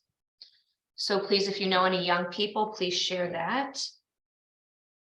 We're also in the process of getting new boards to put in town buildings and to share again through communication outlets. We are waiting for some updated images from TSKP for that, and we'll hopefully be rolling them out sometime next month. And we do have a meeting coming up, but I did not write down when that was coming. So we are moving full forward on some new communications. And we hope everybody on the library building committee can come to one of those farewell parties or both. We'll probably be seeing a lot of members of the community, and they'll probably enjoy maybe being able to bounce off ideas from everybody. So that would be great. Thank you. Nice, thank you. Thank you. Questions for Elizabeth? Okay, it's getting more exciting as it gets closer. I have my hand up, Close Chair. to reality. I'm sorry, Nancy, go ahead. Elizabeth, I was talking to the Office of Strategic Communications today, and they told me they were still waiting on the constant contact list. Do you have any idea when you'd be getting that to them so they can assist in some of the publicity regarding the project? I'm sorry, I'm not understanding your question. I was told that they had requested the constant contact list that they're still waiting for. Sure, I can answer that. So we have an opt-in list, and so that is something that we only send out once a week on Fridays. So we will not be sharing that. But that's a conversation for the library to have between that office. But we will be supplying any content that they would like to share. But the list is not forthcoming then. Correct. Okay, thank you. Ava? Yeah, I actually had the date of that, the next outreach. That's January 18th. Thank you. All right. Any other questions for Elizabeth on that? All right, technology, Leah, anything? Yep, I was supposed to send out a doodle poll before the holidays and I did not, so I'm going to do that. Sorry about that. Got away from me, but yeah, so we'll meet soon. Okay, maybe Richard can, do you know where we are with D'Agostino in relation to Yeah, technology? they're continuing to work with us. They're finalizing their documents as well. In fact, I think today Deanna was communicating with them about where they should put their responsibility matrix. We had talked about that, I think, in the early meetings with Mark D'Agostino. It's nice to have handy in the documents who's doing what, who is providing the WAPs, who's installing them, presumably the electrician. That kind of matrix we've incorporated into projects previously. So I know Deanna was communicating with them, but they're continuing work. Deanna, any thoughts? So, and also to add, D'Agostino has provided the technology drawings on the 50% documents. There are drawings and specifications for both libraries. They have included, they have been working with Chris and with us on all the information.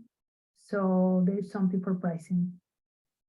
Okay, yeah, I just want to make sure that, you know, in conjunction with the 100% documents, when we go to bid, we've got all that portion of technology that goes with that bid. So it sounds like that's in hand. Yes, that's the plan. And what is the schedule for roughly for the FF&E piece of this? So FF&E typically isn't let out to bid until we get construction started. Jeanette has been spearheading that. And I know she's been space proofing different spaces of the plan. And I think she's been meeting with library staff about that. I think those details are coming together nicely. Oh, that reminds me. There was a question posed, and I'm not sure by whom, about using wood from the tree that will be removed, and maybe making some objects out of that tree to be incorporated either into furniture or some item in the library. Who brought that up? I think it was the beautification committee. We received that question or those comments from Elizabeth about a way to keep the memories of the oak tree, I think. That's what we received. So we were looking into options and what can we do. I think there was conversations about maybe reusing it as a table and benches or maybe a sculptor, but we're still kind of, I shared that email with Richard and with our landscape consultants to get some thoughts. Yeah, we can talk about that when we get a little bit more information, but this is a craft, making furniture or wood objects. There are such people. I know of a firm in New Haven that specializes in that, salvaging wood, especially wood from sentimental sites or significant sites that can be incorporated. And they make things like furniture out of it. It's not easy to specify this kind of thing. It's very much relying on the inspiration of the craftsman and the material that's available. I mean, if the library is interested in my forwarding contact information with such a firm, I can certainly do that. But anyway, I segued into something that is a bigger subject. I think Jeanette is proceeding nicely with that. Okay, well, it sounds to me like at least we could make sure that in the demolition of the tree in question, it's done in a manner that would facilitate future use of the wood. Well, this firm As a that start, right? Yeah, well, right. So the company that I have in mind actually takes the wood and then they process it and then they make stuff out of it. Right, but they don't take the tree down, is what I'm saying. No, We're going to have there'll be a site contractor taking the tree down, correct. and there may be certain limitations that the artist is looking for, certain lengths, minimum lengths or something. I don't know, but maybe we should do a little coordination on that, as we go forward. Okay, all right. Thank you, Richard. Thank you, Leah. And Mark, may I comment on that? yes, go right ahead. We have talked to some people about this issue as well. And there are quite a few people who are in Bloomfield who craft beautiful wood objects. And we talked with members of the CEEC who talked about perhaps having some kind of a contest that people could suggest an idea and provide the piece at no cost to the town. We also have a mill here in town that can take the wood and mill it, and it would be a much more local friendly kind of thing than hiring somebody out of town. I think it's worth considering. And the 8-foot lengths, I guess, is the sort of the typical size that you look for. Anyway, I wouldn't hire somebody before seeing what we have locally, which is actually quite a lot. Good, thank you, Lois. Okay, all right, so let's move on to purchases. Nancy, we have any purchases?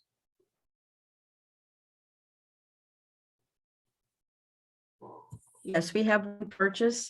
It is for the relocation of the internet demarc at McMahon. The internet demarc is a box that takes the internet from the pole into the building. At location of the new, so this quote will demobilize it. And then once construction is finished, we'll insert it, and it's with the Connecticut CEN who runs it from Connecticut, and it's for $10,833. All right. Any questions on that? I'll move it so we have a motion on the floor. All right, moved by Mr. Berman, seconded by Second. Patrick, thank you. Okay, questions, comments?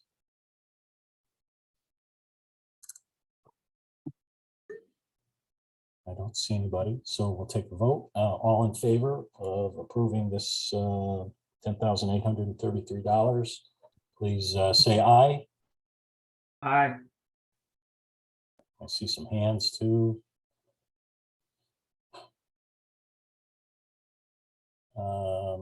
Anybody opposed?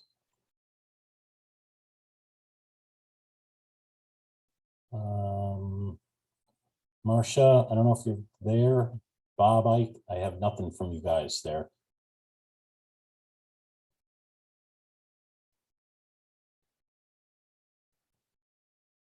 I think we lost him.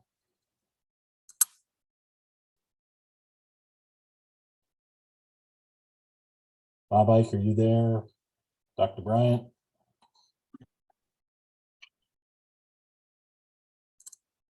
I think we need to gonna have to come back to that vote.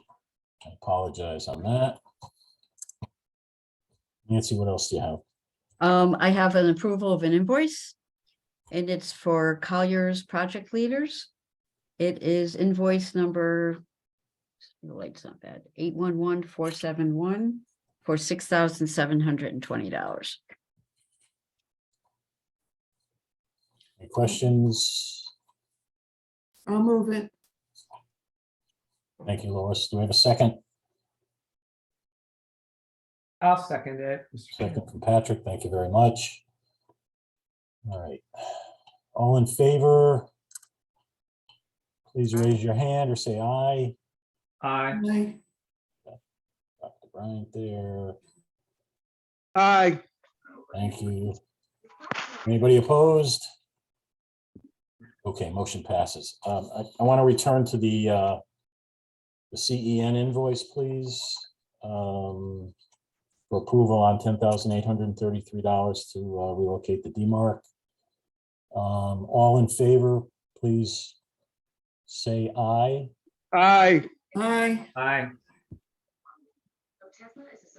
Anybody opposed?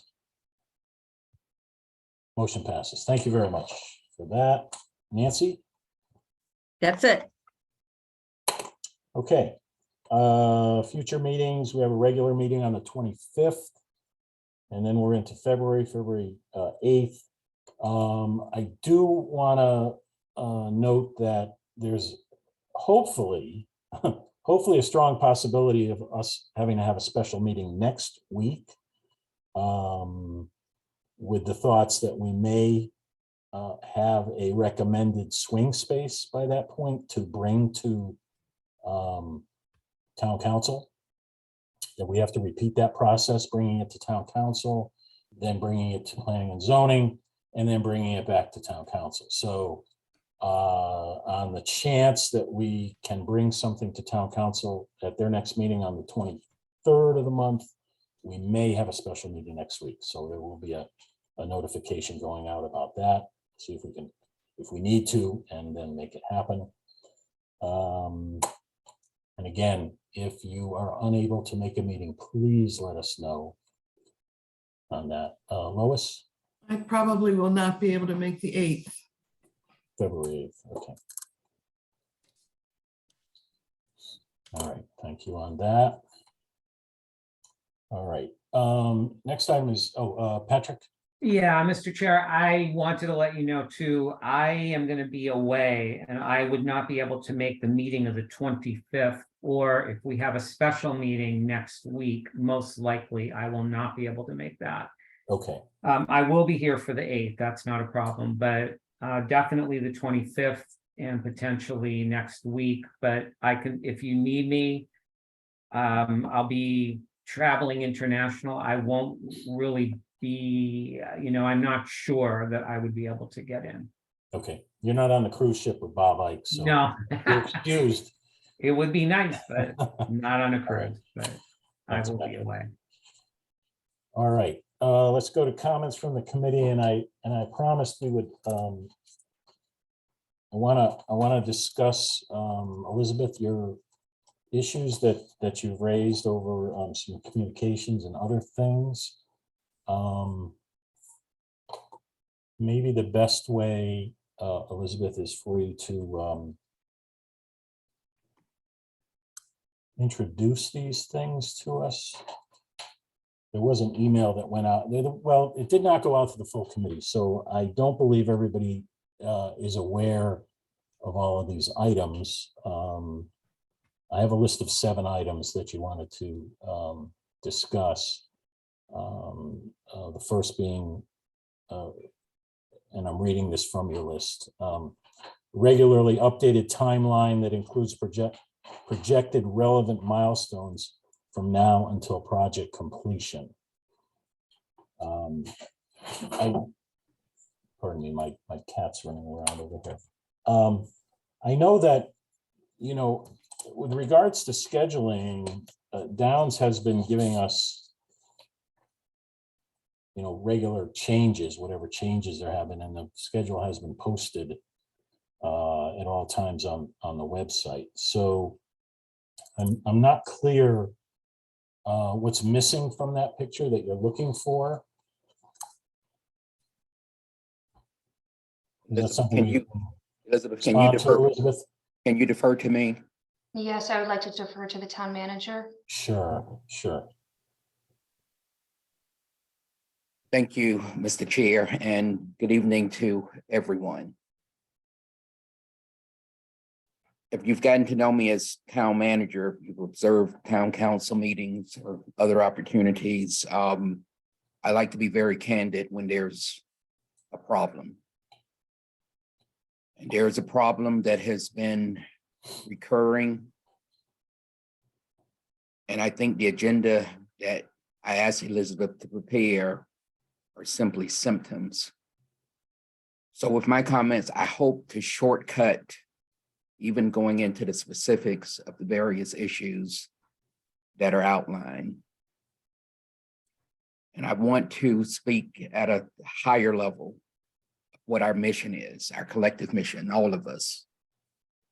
And I do want to start with the Library Building Committee, who I think is doing an admirable job. And I had a conversation with the chair who stopped by my office the other day, and he's very pleased with the status of the project, that given all of the circumstances and delays and potential delays, that the project is proceeding at a level that he is very comfortable with. And I commend the Library Building Committee for that. You've been focused despite the various issues. And your charge, which was referred to earlier, which came from the mayor, as I understand it, but the charge also came from the electorate of Bloomfield in approving these projects at an overwhelming level, with an overwhelming level of support. And so your role is important, but it's also fluid. And I don't want to speak for the mayor, but I also had a conversation with the mayor, and the mayor provided the charge, actually a different mayor. And if there are revisions that are needed to the charge, then it would fall to the mayor. So we can continue to be flexible with our outreach to the mayor, who I know is open. And I'm not suggesting that there needs to be changes, but any legal document usually has a way of providing whatever necessary flexibility that may be needed. So the Library Building Committee, and I just commended Mark, all of your dedication, the board and the leaders of the Library Building Committee, because you do this voluntarily. And from what I've seen, particularly for the chair and vice chair and others, it's almost a full-time responsibility. And you're dedicated, and you treat it like it's your full-time job. And I wonder sometimes how you do it. So in addition to talking about the library building committee, I want to talk about the operating side of the library system. And I've referred to the charge that was given to the library building committee that comes from the mayor.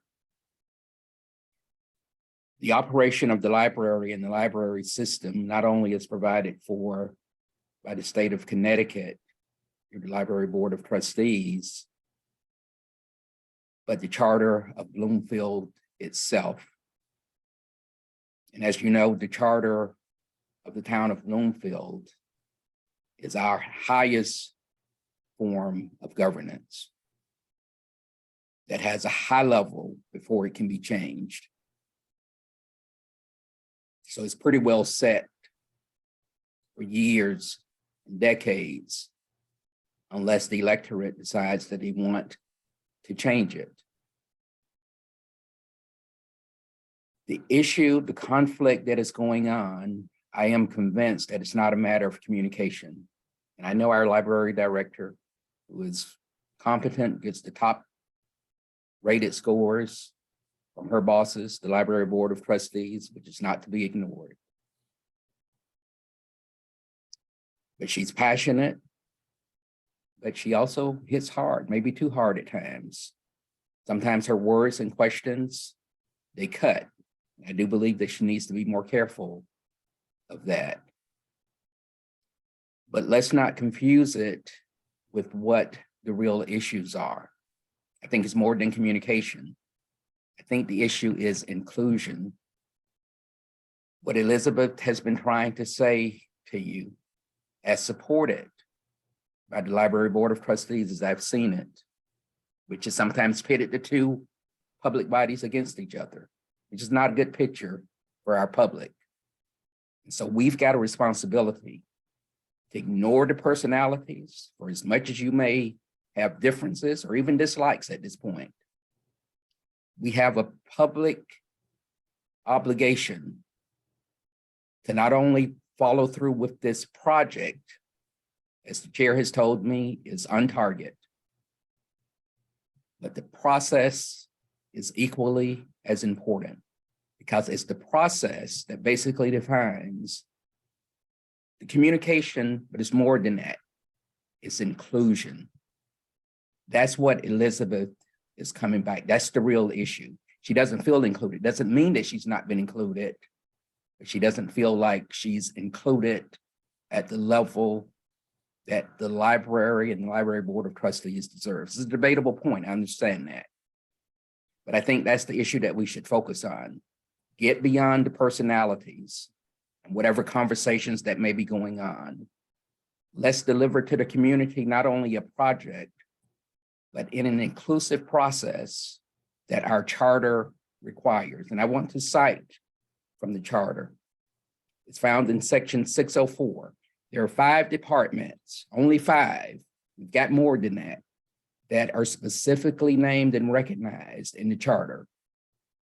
Of those 5, Public Works, Police Department, the library, those are the top 3 in terms of size. But here's what section 604 says in the town charter about the Department of Library Services.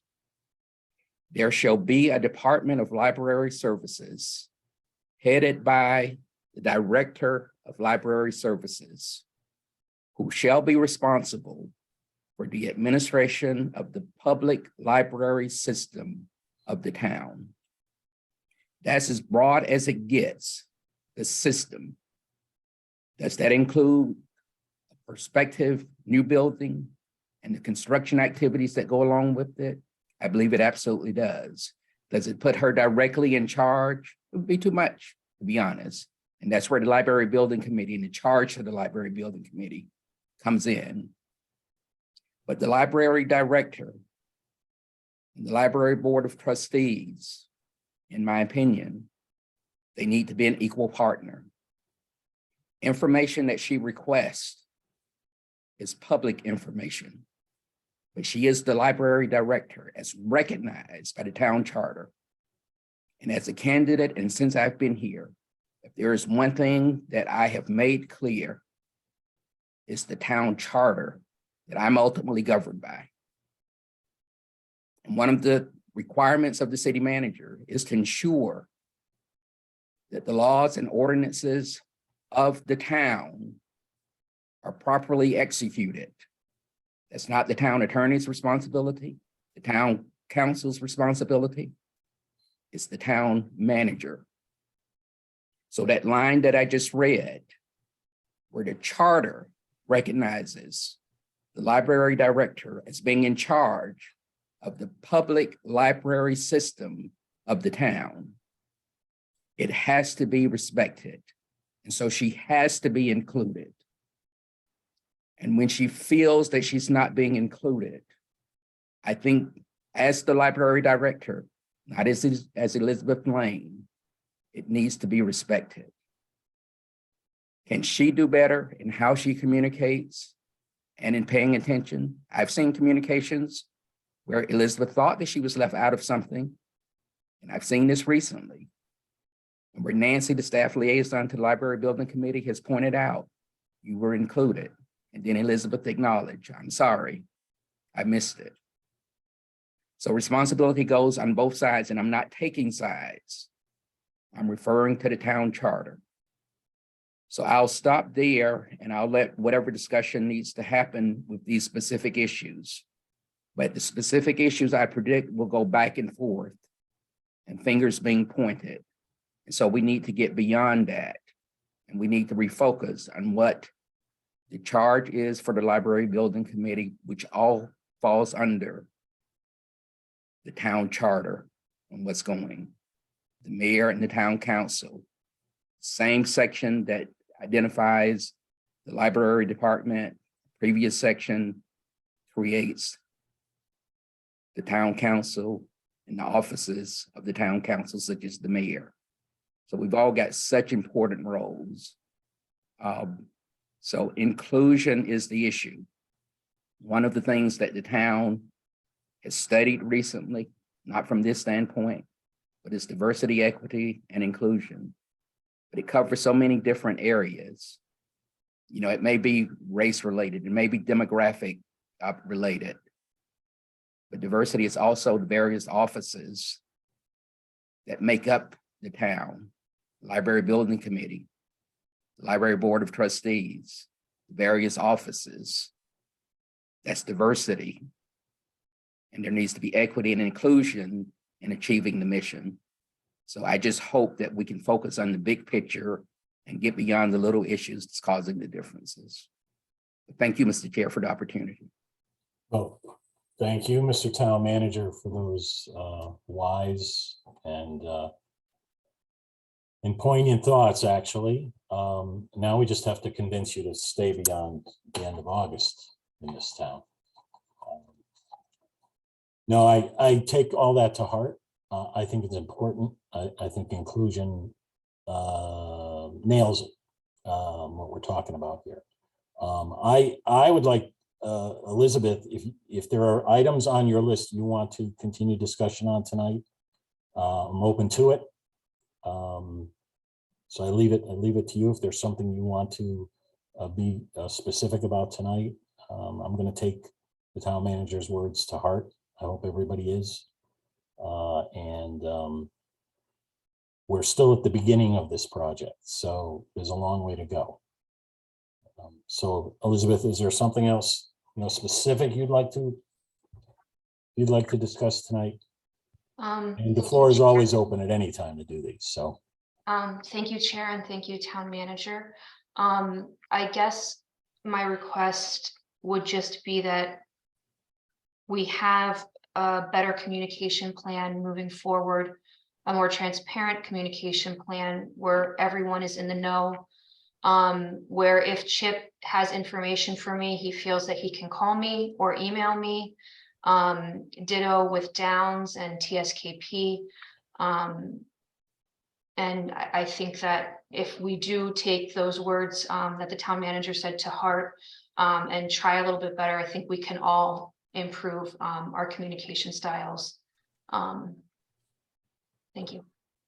Thanks, Elizabeth. Elizabeth, I hope you and your staff, when you have questions or comments you want to make, you don't necessarily wait till a building committee meeting as well, that you're free to pick up the phone and call me anytime to do that. So that avenue is open as well, always has been. So again, thank you, Town Manager, for Welcome. for your leadership here. Thank you. We are still in comments from committee section here.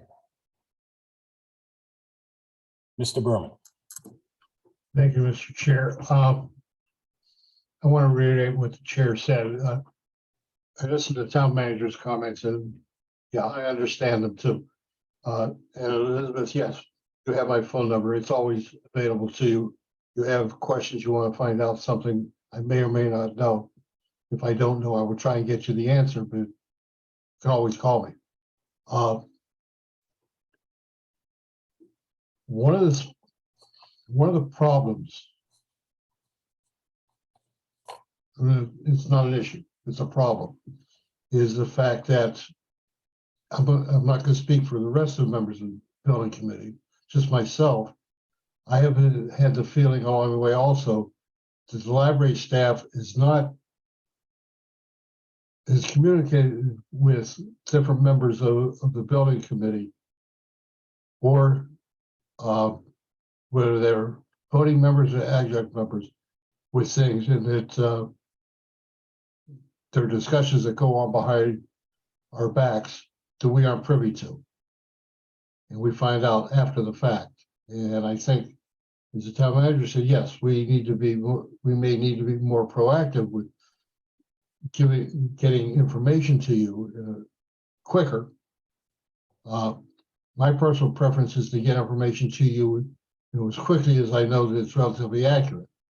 And I know what I'm going to be asking you to look at and do. You want to know things, as soon as I think there's something going on, I'm willing to do that. Doesn't mean it's going to be productive, but I'll try it. But again, all this has to be remembered. It is a two-way street. We do need to be working more together. And as this process continues, and if timelines continue to slip, as they have been slipping, we're all going to be under much more pressure, and things are going to issues are going to surface that none of us are aware of. So I think I think it's important for the whole committee to be aware of the fact that we now have slipped 5 months when we thought construction was going to start, and we're now looking at an April date for construction, which is basically gutting McMahon and the start of the demolition of Prosser. And what that's going to do to the cost, I don't know. What I do know is that it's obviously, I don't think it's going to drop the cost. If we can go out to bid when we're planning with a current schedule says we're going to go out to bid, maybe we're going to be okay. Maybe. But I think we all need to keep in mind that there's going to have to be somewhere along the line some hard choices made on what we can afford in the $36 million that we have to work with. And I want all of us, every one of us, to keep that in mind and be aware of the fact that we just may not be able to do everything we want to do or we know needs to be done. We may not have the funds to do it. And that is something that all of us need to keep in mind, because we already know the consultant costs are significantly higher than we had budgeted. We know that the additional funds we asked for, the $5.5 million, was at the time the best guess we could come up with that we could justify the numbers on. And that was projecting, again, the 9% annual increase in cost. But again, until the bids come in and we see what happens during construction and what changes have to be made or what delays are in there, we don't know what things are going to be. So again, everyone, please keep in mind the fact that we don't really know how much money we're going to have available for FF&E We'd like to have all of it. But I'm not sure that's realistic. Thank you. Thanks, Bob. Patrick? Thank you, Mr. Chair. Just a couple quick things. I know it's getting late. First, I wanted to follow up with Lois's comments about local resources and just point out that we do have a working sawmill. It's Moore's Sawmill, which is located, I believe, on Doncaster. No, not Doncaster, but off of Doncaster. And I'm sure that that mill would be very happy to, Mr. Moore would be very happy to help us with, you know, the tree that we were talking about.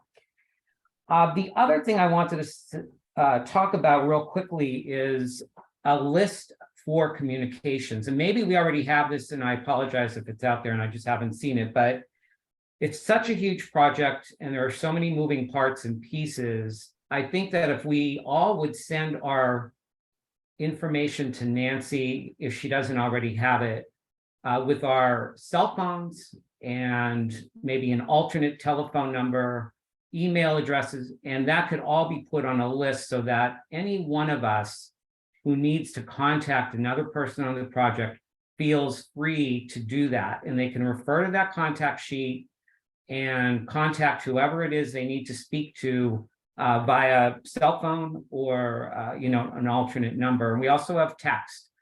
So I think one of the things that will certainly help in the communication process and to be immediate is to just pick up a phone and either call or text. So if we don't already have the communication list out there on our website, I would like to suggest that we all forward our information to Nancy or her or whomever she feels should have it, and that sheet could be put together and kept in a place where we can all access it. I The other do quick have thing such a is- list, Patrick. Patrick, I do have such a list. Oh, okay, awesome. I'm sorry. I And, didn't get and there. I'm happy to share it. I really am reluctant to post it on the website where the general public can access it. Got you. Okay. But maybe- I'm happy to send it out to the rest of the building committee, and if there's contact information that needs to be updated, just let me know and I'll change it and resend it out. Oh, that would be great. Yeah, maybe we could just do it by email then. The other thing I wanted to mention is for Scott. Thank you, Scott. I appreciate that you brought up the detailed project work plan, even though it was, you know, very hard to see and you were able to zoom in on certain things. I think that that's a very helpful tool, and I don't think it takes up much more of our time when you're doing your updates.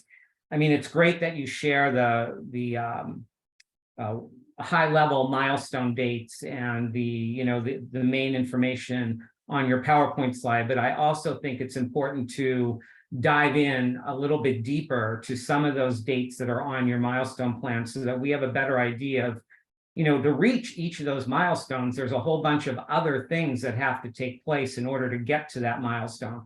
So I think it's a good idea to, you know, review that information and look at those dates and then identify whether we're on track, off track, or whatever. But I really appreciate that you did show the detailed project work plan, and I do think that that would be helpful to continue doing that in the future. No problem. I think that was the only other comment that I wanted to make. I did have, let's see here, I'm sorry.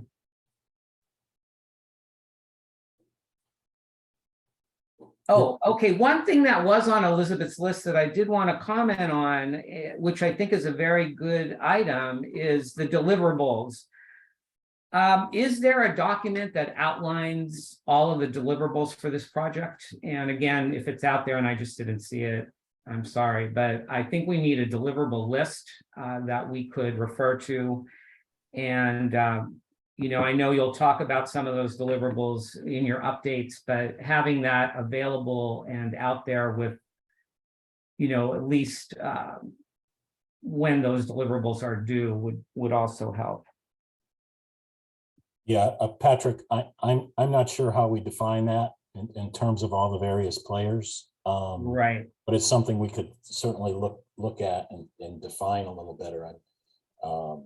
I don't want to, I don't want to burden us or our paid professionals with, unnecessary housekeeping. Totally agree. But by Yeah. the same token, we want to make sure deadlines are met and we get what we're expecting. So, Yeah. I I totally agree. think if we boil that down to some essentials, it could make sense. Okay. Thank you for that. All right. Well, I appreciate all the comments tonight. And Mr. Town Manager, thank you for yours. Mr. Chair, thank you for yours. Mr. Berman. I mean, this is a huge project. It involves a lot of people, a lot of activities, and there's a lot of coordination that has to be done. So again, I just think it's so critical that we just all talk to each other. So and feel that you can speak to someone without requesting permission to do that. That if one of us needs to speak to one of our contractors, that we should be able to just pick up the phone, call that person and speak to them. So again, excellent work that everyone is doing, and it's all going to be for the good of this town. So thank you for bringing up the charter and bringing up the our charge, because that's really what we have to keep in mind is who we're doing this for, what is our mission and who it's for. So it's good to be reminded of that every now and then. Okay, I'll be quiet. So thank you. Okay, thanks, Patrick. If you have something else, raise your hand. Leah.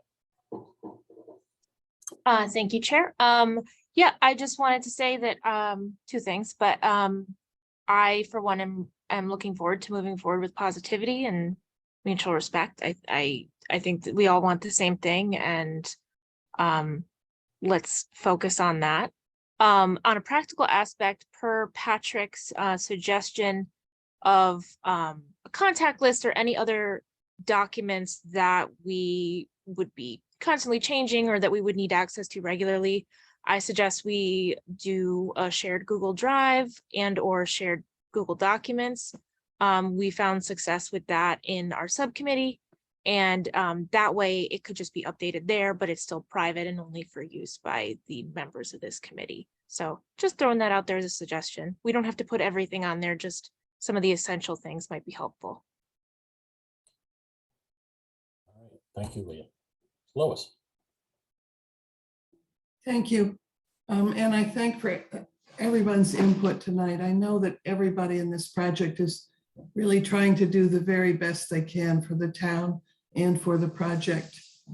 I'm an old public administration person, and I always get a little nervous when it seems like there's going to be a lot of communication and decisions being made outside of a public forum. So I think getting information from each other, that's great. But if decisions begin to be made which are not brought to the committee as a whole, then I think we're on thin ice. And I think we make things rather difficult for the chair if decisions get made and he doesn't know that that's happening. And as somebody who's attended every single meeting but one, I'm going to feel concerned if I'm not kept up to speed because I haven't been part of informal decisions. So I just request that although we need the information to smooth the system along, let's not do it so much in the background that the public and even committee members like me are not up to date when the time to make a decision comes. And I guess that's my pitch. This is a public forum. It needs to be kept public. Thank you. Thanks, Lois. Nancy. Yes, first of all, let me apologize for not putting my camera on. Like Patrick, I too am having some connectivity issues tonight. I'm feeling very positive as Leah is, and let me tell you why I'm feeling very positive about the project.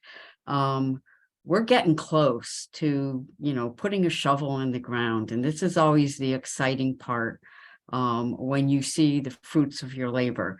I want to give a shout out to Deanna and TSKP's team for enduring a rather lengthy wetlands meeting on Monday night. I was there. I was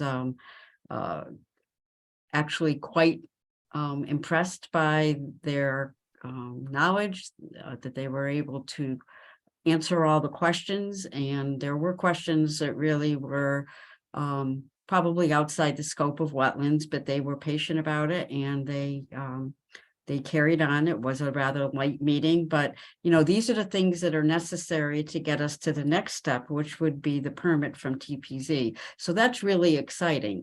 Second of all, I want to give a shout out to Chip and to Tom Romanoli from Downs last night for starting the communications with the administration and education subcommittees. For those of you who have not sat on building committees before, this is something that started back with the two previous bonded projects, where the construction manager would go before the administration and education on a regular basis and update them on things like the budget and progress that was being made, the same things that you basically hear at these meetings on a regular basis, but they do it on a monthly or some type of quarterly basis. So that was another signal to me that we're closer to getting the shovel in the ground and seeing the project pictures and getting closer to the goal of getting these libraries built. And I think they did a wonderful job. I would say from my assessment at the meeting last night, their reports were quite well received, and the council seemed very appreciative and happy about what this project is doing going forward. So those are my comments, and thank you very much. And I apologize again for my technical difficulties. Thanks, Nancy. I don't see any other hands up for committee comments. Last call. All right, so let's, Nancy, I see we have 3 attendees that have hung in to this late hour. We do, and one of them has their hand up. So I'm going to Linda Pagani. The floor is yours. Thank you, Nancy. Thank you, committee. I know it's so late. I hope I can be coherent, but one of the underlying things tonight has to do with transparency. And I know Lois mentioned about a public meeting. And one thing that's kind of been concerning to me over these months is that we've been having these public meetings on Zoom, and the public can't see who of the voting members are there. And so we can't see the votes being taken either, because not everyone uses their camera. So I'm just wondering if, at the very least, voting members could turn their cameras on for votes. We're talking about a $36 million of taxpayer money. I mean, I would even go so far as to request that every voting member appear on camera. There may be technical issues that the members, just don't have the bandwidth at their houses. But if this were an in-person meeting, it just wouldn't even be an issue, because everyone could see who's there, could see how people are voting. For example, a few meetings ago, when I think some important questions were to be decided, a committee member, a voting member, said that they could be there for the count of a quorum, but they couldn't participate. And I'm not an attorney by any means, but I just questioned in my mind at that moment, how is that a legal meeting then? So that's my main issue, is that I really would like to see people being on camera and for the totality of the meeting, but at the very least for the voting. And then I guess I have to, since Lois, like you, I've probably only missed one or two meetings as a member of the public. It's very disconcerting as a member of the public, as an engaged citizen, with this $36 million projects, that it's so difficult to get a quorum. And I think the message should be communicated to the mayor, by the town manager, by Mark, that we need committee members who can make these meetings, who can be engaged and just help shepherd these projects through in the best way possible. And I'll just end by thanking everyone who's on these committees, ad hoc voting members. Thank you very much. I can only imagine what it takes. And I just really appreciate it. So thank you. Thank you, Linda. Any other hands up, Nancy? No other hands up. All right. Well, thank you, members of the public, for sticking with us. So that brings us to adjournment. Do we have a motion to adjourn? So moved. Second. Berman, seconded by Mr. Ike. That's very familiar. All in favor, please say aye. Aye. Aye. I just for Linda's sake, I do pay attention to our non-video people on the votes, but thank you for that comment. All right, so we are unanimous. We are adjourned. Thank you all once again. Night. Bye, everybody. Take care. Take care.